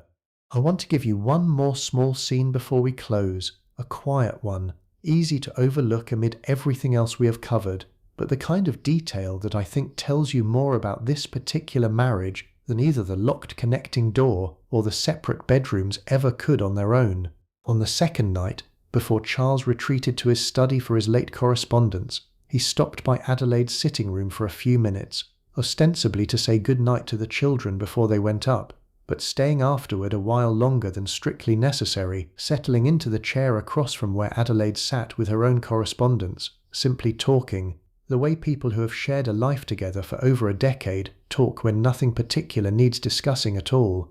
He asked about her charitable committee, the hospital ward project, genuinely interested rather than merely polite, and she found herself explaining a specific fundraising difficulty they had run into this month, with more detail and more evident engagement than she typically allows herself in more formal social settings, where opinions of this sort are generally expected to stay lightly held and easily agreeable. Charles listened, asked a real follow-up question, offered a small piece of practical advice drawn from his own business experience that Adelaide found, to her mild surprise, genuinely useful. It was not a dramatic moment. Nobody watching from outside would have noted anything remarkable about two married people talking quietly in a sitting room for 15 minutes before he went to his desk and she continued her own evening. But Adelaide thought about it later, lying in bed waiting for sleep, a small warm thread running underneath the rest of the night's ordinary business, evidence, however modest, that whatever the locked door and the separate rooms and the inherited architecture of their particular kind of marriage might suggest to an outside observer, there was still, between the two of them, something genuinely alive, something that had grown rather than merely persisted across their 12 years together. This is, I think, worth holding on to as we finally let this house settle into its last stretch of rest, because it would be easy, cataloguing all the structural distance built into a marriage like Adelaide and Charles's, the separate bedrooms, the unshared business worries, the etiquette manuals insisting on decorous reserve, to conclude that genuine warmth had no real room to grow inside such a formal architecture at all.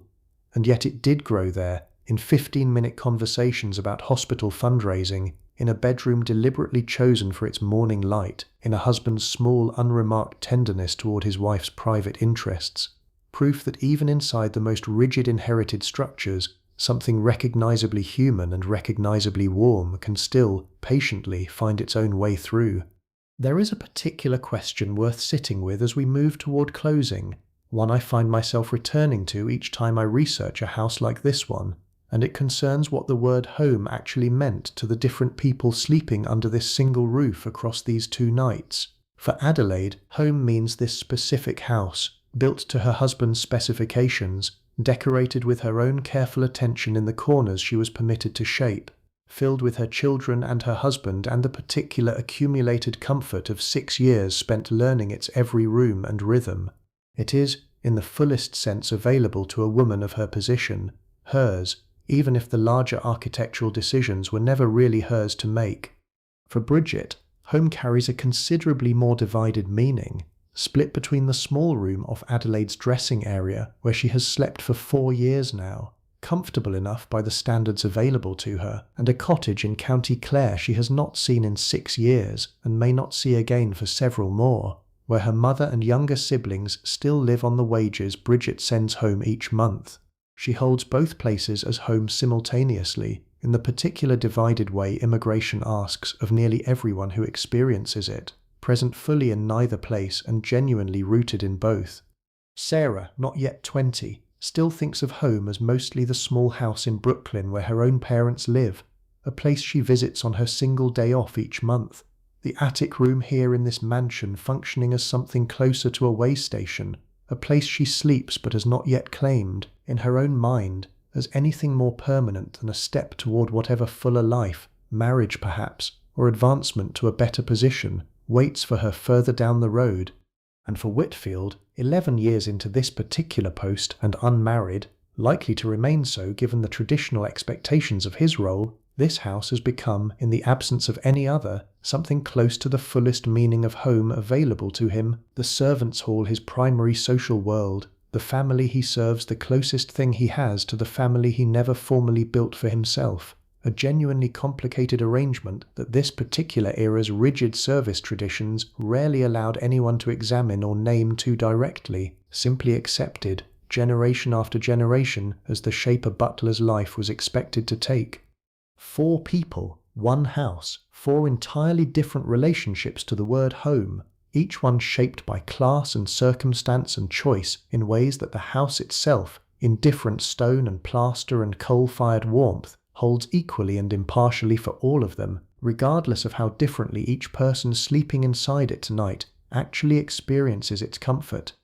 Let me offer you one last piece of texture before we close properly, because it is the kind of small detail I find myself thinking about long after I finish researching a house like this one. In the walls of Adelaide's bedroom, behind the wine-coloured silk wallpaper that Bridget dusts weekly, and that has faded only very slightly, imperceptibly, in the 6 years since it was hung, run the copper bell wires, the gas lines, and in a few sections the newer electrical conduits, all 3 technologies coexisting invisibly behind the same decorative surface, layered on top of each other the way geological strata layer beneath a landscape, each one representing a different decade's answer to the same basic question of how to make a house comfortable and functional. A person standing in this room, admiring the silk wallpaper and the carved mahogany furniture and the good fire in the grate, would never guess at the sheer technological complexity humming quietly behind the plaster. 3 separate infrastructure systems, 3 separate eras of innovation, all serving one sleeping woman on one particular October night.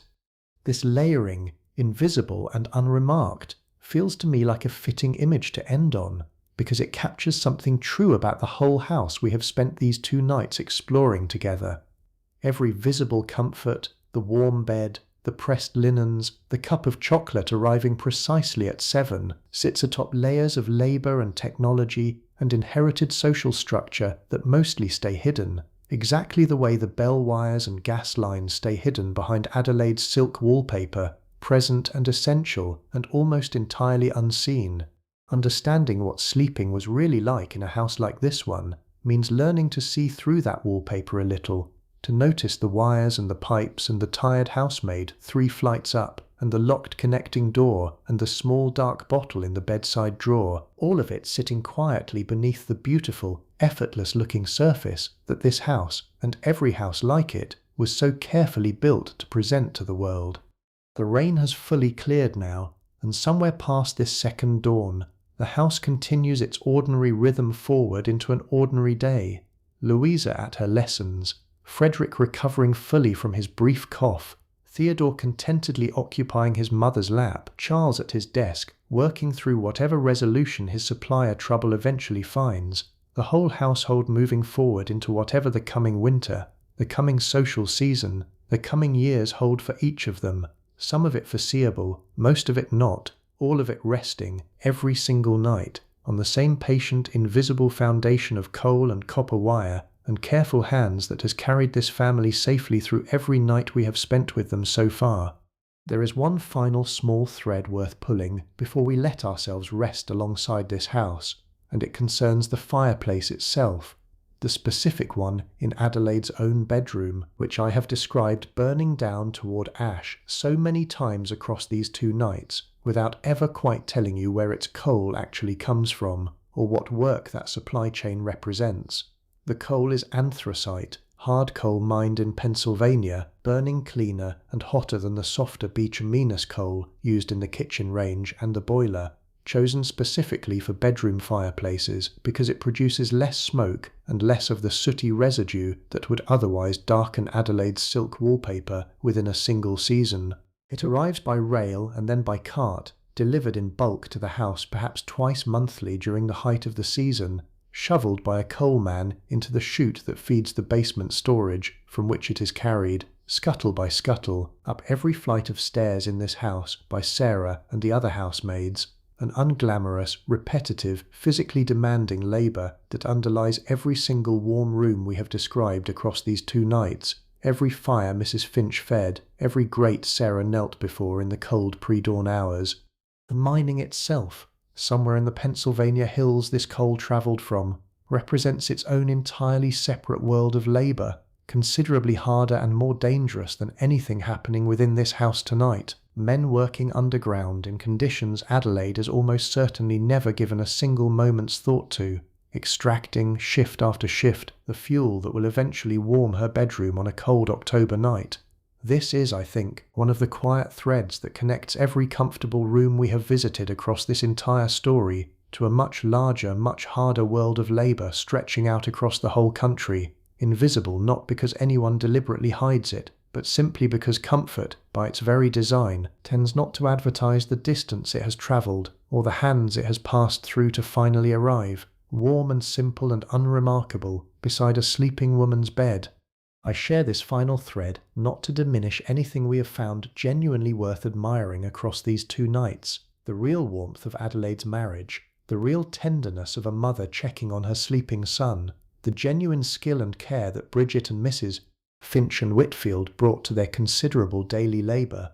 All of that remains true and worth honouring exactly as we found it, but a complete picture, I think, has to hold the coal mine alongside the mahogany bed, the tenement alongside the 4-poster, the whole long invisible chain of labour alongside the single visible moment of comfort it finally produces, because that fuller picture, complicated and layered and only partly comfortable as it is, comes considerably closer to what sleeping really was for absolutely everyone touched by it in a house like this one.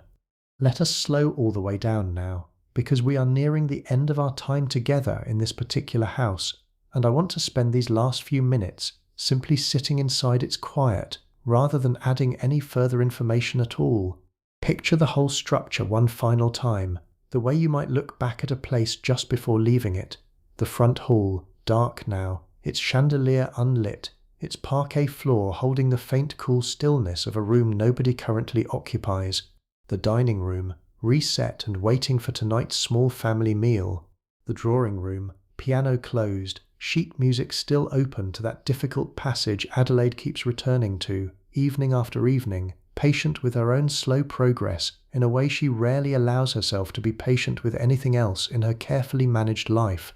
Picture the back stairs, narrow and plain compared to the grand front staircase, worn slightly at the centre of each step from years of housemaids' feet moving up and down them, coal scuttle in hand, dozens of times each day and night, an entirely separate architecture of movement, running parallel to the family's own grander, slower progress through the house's front rooms. Picture the attic, cold and plain, where Sarah and Nora and the other junior staff sleep 3 flights above the family's warmest rooms, their own small windows looking out over the same October sky, the same clearing clouds, the same city continuing its enormous, indifferent nighttime business below.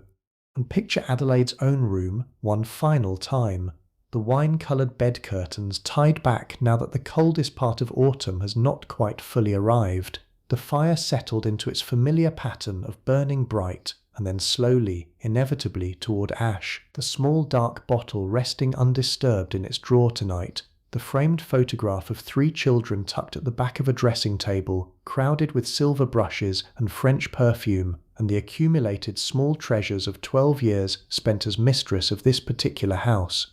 Beyond the walls, Picture the whole city one last time. Carriages and coal carts and gas lamps, and here and there the newer electric glow of the most modern buildings, all of it settling, the same as this house, into its own version of nighttime rest, wealthy and poor alike, warm rooms and cold ones, each household running its own particular version of the same basic human project, getting through the dark hours safely, waking again in the morning, beginning the whole elaborate, invisible, exhausting, occasionally tender business all over again. I keep coming back, thinking about this house, to the particular image of Adelaide standing in that upstairs hallway on the first night we met her, one hand braced against the wallpaper, simply exhausted, simply human, underneath every layer of silk and diamond and carefully managed social performance. That image has stayed with me since I first started researching this particular story, because it strips away, for just a moment, everything the house and the wealth and the era were so carefully designed to project, and leaves you with something considerably simpler and considerably more recognizable, a tired woman who wants nothing more than to sit down. That image is worth carrying with you as we finally close this house's doors for the night, because it is in the end the truest thing this whole long story has to offer. Strip away the 11 fireplaces and the electric bulbs and the imported silk and the household of 20, and what remains is something considerably more ordinary and considerably more universal, a family trying to rest well, a mother checking on her children, a husband and wife finding their own particular way toward warmth inside a formal inherited structure, a household of servants doing careful, skilled, underappreciated work so that other people's nights could be a little easier than their own. None of that is unique to 1893, or to Fifth Avenue, or to any particular fortune. It is simply what a house, any house at its most basic level, is actually for.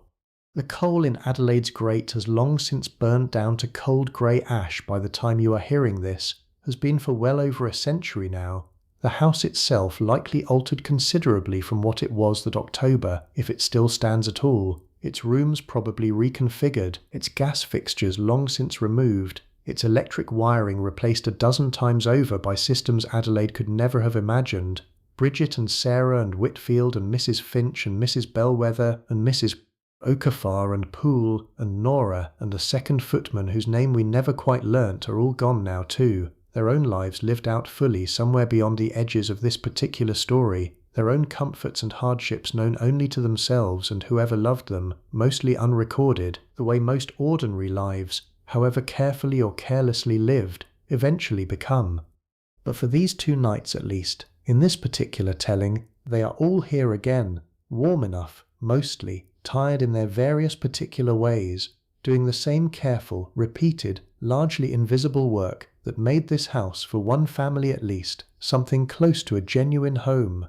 There is a particular stillness that settles over a story like this one right at its very end, and I want to give you a few more minutes inside that stillness before I finally let you go, because I think the slow winding down matters just as much as anything we covered along the way. Somewhere in this house, if we could step back into that particular October one final time, the case clock in the front hall is quietly marking off another hour, its chime muffled by distance and closed doors, audible only faintly if you happen to be standing in exactly the right hallway at exactly the right moment.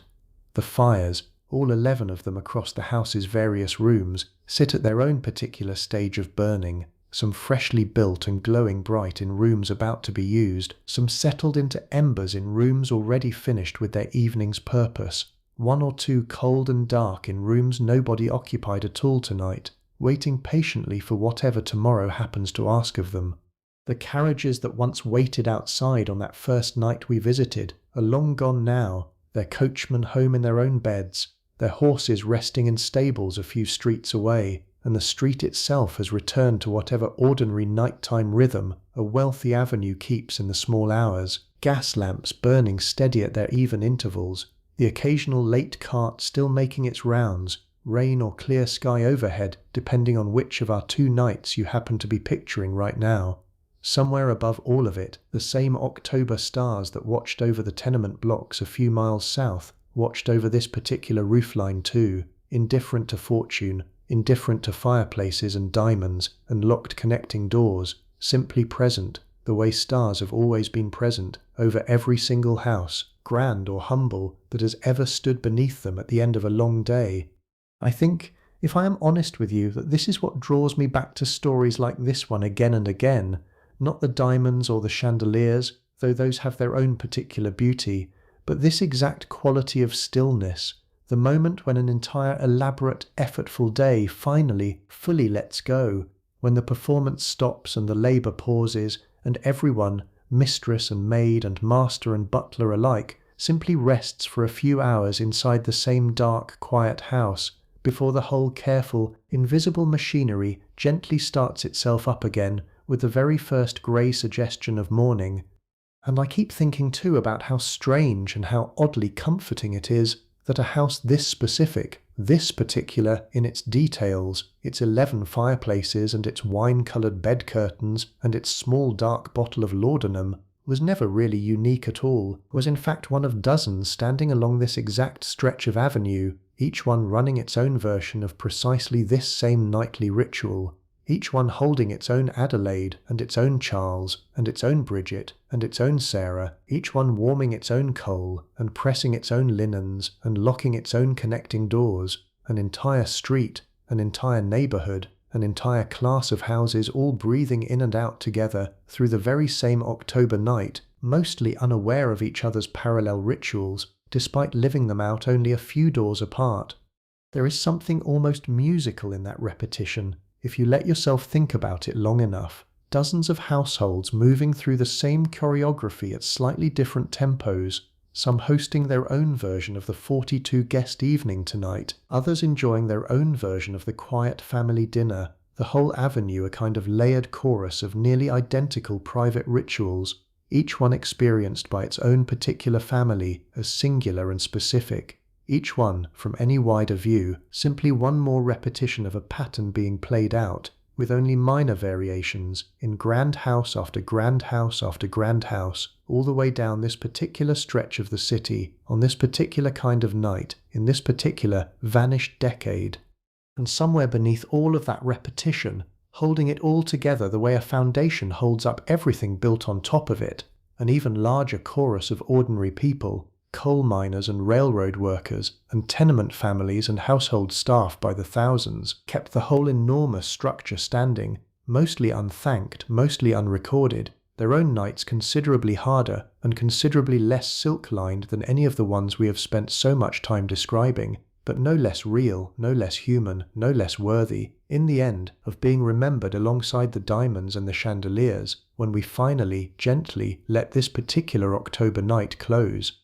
I want to leave you, before we finally rest, with one small final image, because I think it says more than any further explanation could. It is very late, later than either of the 2 nights we spent watching this house properly, some hour past the reach of our story, and the whole structure sits in its deepest, most complete stillness, every fire down to ash now, every gas jet extinguished except the single low one Whitfield insists on near the main staircase, every occupant, family and staff alike, given fully over to sleep. If you could stand outside on the pavement and look up at its dark facade, limestone pale even in the faint starlight, you would see nothing at all to distinguish it from any other grand silent house along this same stretch of avenue. No sign of the elaborate evening it hosted, no sign of the quiet one that followed, no sign of the corsets or the laudanum, or the locked connecting door, or the coal scuttles, or the careful invisible hands that spent every single hour of both nights keeping the whole structure warm and safe and running. That invisibility, I think, is the truest thing I can leave you with tonight. Not the diamonds, not the chandeliers, not even the genuine tenderness we found tucked away in 15 minutes of quiet conversation about a hospital fundraising committee. Simply this, the way an entire house full of complicated, effortful, deeply human labour can disappear so completely into a single dark, silent, unremarkable facade that nobody passing by on the street below would ever guess at any of it, would see only a beautiful house, sleeping peacefully, exactly as it was always so carefully designed to appear. There is a version of this story that ends simply with the facts, the square footage and the servant count and the coal tonnage, and I think that version, however accurate, would miss almost everything that actually matters about a night like the 2 we have spent together here. The facts alone cannot tell you what it felt like, the particular relief of hooks releasing down a silk-covered back, the particular ache of standing for 3 straight hours in slippers built for elegance rather than endurance, the particular tenderness of a mother's fingers resting briefly against her sleeping son's warm forehead at 2 in the morning. Those things live somewhere the ledgers and the architectural plans and the household account books can never quite reach, and I think that is exactly why a story like this one is worth telling slowly, carefully, room by room and hour by hour, rather than simply summarized in a paragraph of impressive statistics about a fortune long since dispersed and a house long since altered or gone. I think too about how much of what we found genuinely moving across these 2 nights had almost nothing to do with wealth at all, and everything to do with the plain universal texture of being a person trying to rest at the end of a long day. Adelaide's exhaustion after 42 guests is not so very different, in its essential shape, from anyone's exhaustion after a demanding day, however differently dressed and however differently attended. Bridget's careful, repeated work is not so very different from the care anyone might show someone they are looking after, even if the terms of her employment shaped that care into something considerably less freely chosen than we might wish it had been. Louisa's quiet unease about her own approaching future is not so very different from any child's dawning awareness that the adult world is going to ask something specific of them eventually, whatever form that specific thing happens to take. The costumes change. The underlying human material, worry and tenderness and exhaustion, and the deep animal need for warmth and rest, stays remarkably constant across every century we might choose to examine closely enough. And perhaps that is, in the end, the whole quiet lesson this particular house has to offer, one worth carrying gently with you as your own night continues past this point, wherever you happen to be lying right now, whatever kind of house or apartment or room holds you at this hour. Comfort, real comfort, the kind that lets a person finally rest, is almost never a simple singular thing. It is built patiently and invisibly out of dozens of smaller elements working together, warmth and quiet and familiar textures, and the accumulated trust of habit repeated night after night until the body itself stops questioning whether it is actually safe to let go. Adelaide had servants and coal and silk to build hers. You likely have something considerably simpler, a blanket, a familiar pillow, the particular quiet of your own room at this particular hour, but the underlying need, the wanting to finally stop, to lay down whatever the day required of you, to trust that the dark hours ahead will pass safely and gently until morning arrives again. That need is exactly the same, has always been exactly the same, whether you are lying beneath silk bed curtains on Fifth Avenue in 1893, or beneath your own blankets tonight, wherever and whenever tonight happens to be for you. I find myself, closing this particular story, genuinely grateful for the chance to have walked through it with you so slowly, room by room, hour by hour, rather than rushing towards some tidy final summary that would have flattened all of this into a handful of impressive facts about Gilded Age excess. The excess is real, and worth naming honestly. The 11 fireplaces, and the imported violet soap, and the diamond necklace locked away behind its false panel. But excess alone was never the whole story, was never even the most interesting part of it, once you actually sat with the people living inside it long enough to notice the exhaustion and the tenderness and the quiet unspoken worry running underneath every single beautiful surface. That, I think, is what these long, slow evenings together are actually for. Not simply cataloguing how the wealthy once lived, but noticing, patiently, how remarkably human even the most gilded life eventually turns out to be once you stay with it long enough to watch the performance finally, gratefully, come to an end. So let this house, and everyone we found sleeping inside it, however imperfectly, however unevenly, however much invisible labor it took to make their particular version of rest possible, be the last thing your mind holds on to as your own night settles in around you. The coal is cold now. The bells are quiet. Every door in that house, upstairs and down, is finally fully closed for the night. Somewhere past the edge of this story, in a version of this house we will not follow any further tonight. Morning will come again exactly as it always does. Sarah on the back stairs, Mrs.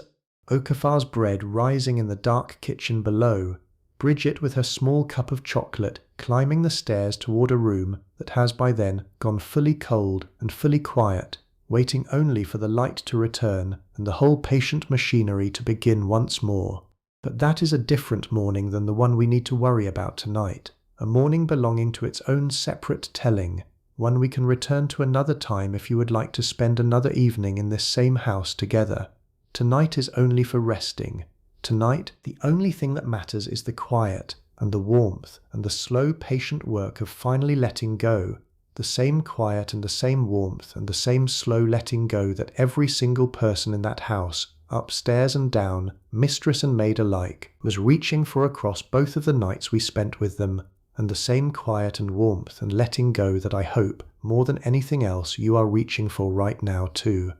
Let the coal go cold, and let the bells stay silent, and let every last door in that house, upstairs and down, front hall and attic alike, settle fully and finally closed for the night, the way we are about to let our own night close too, gently, without any hurry at all.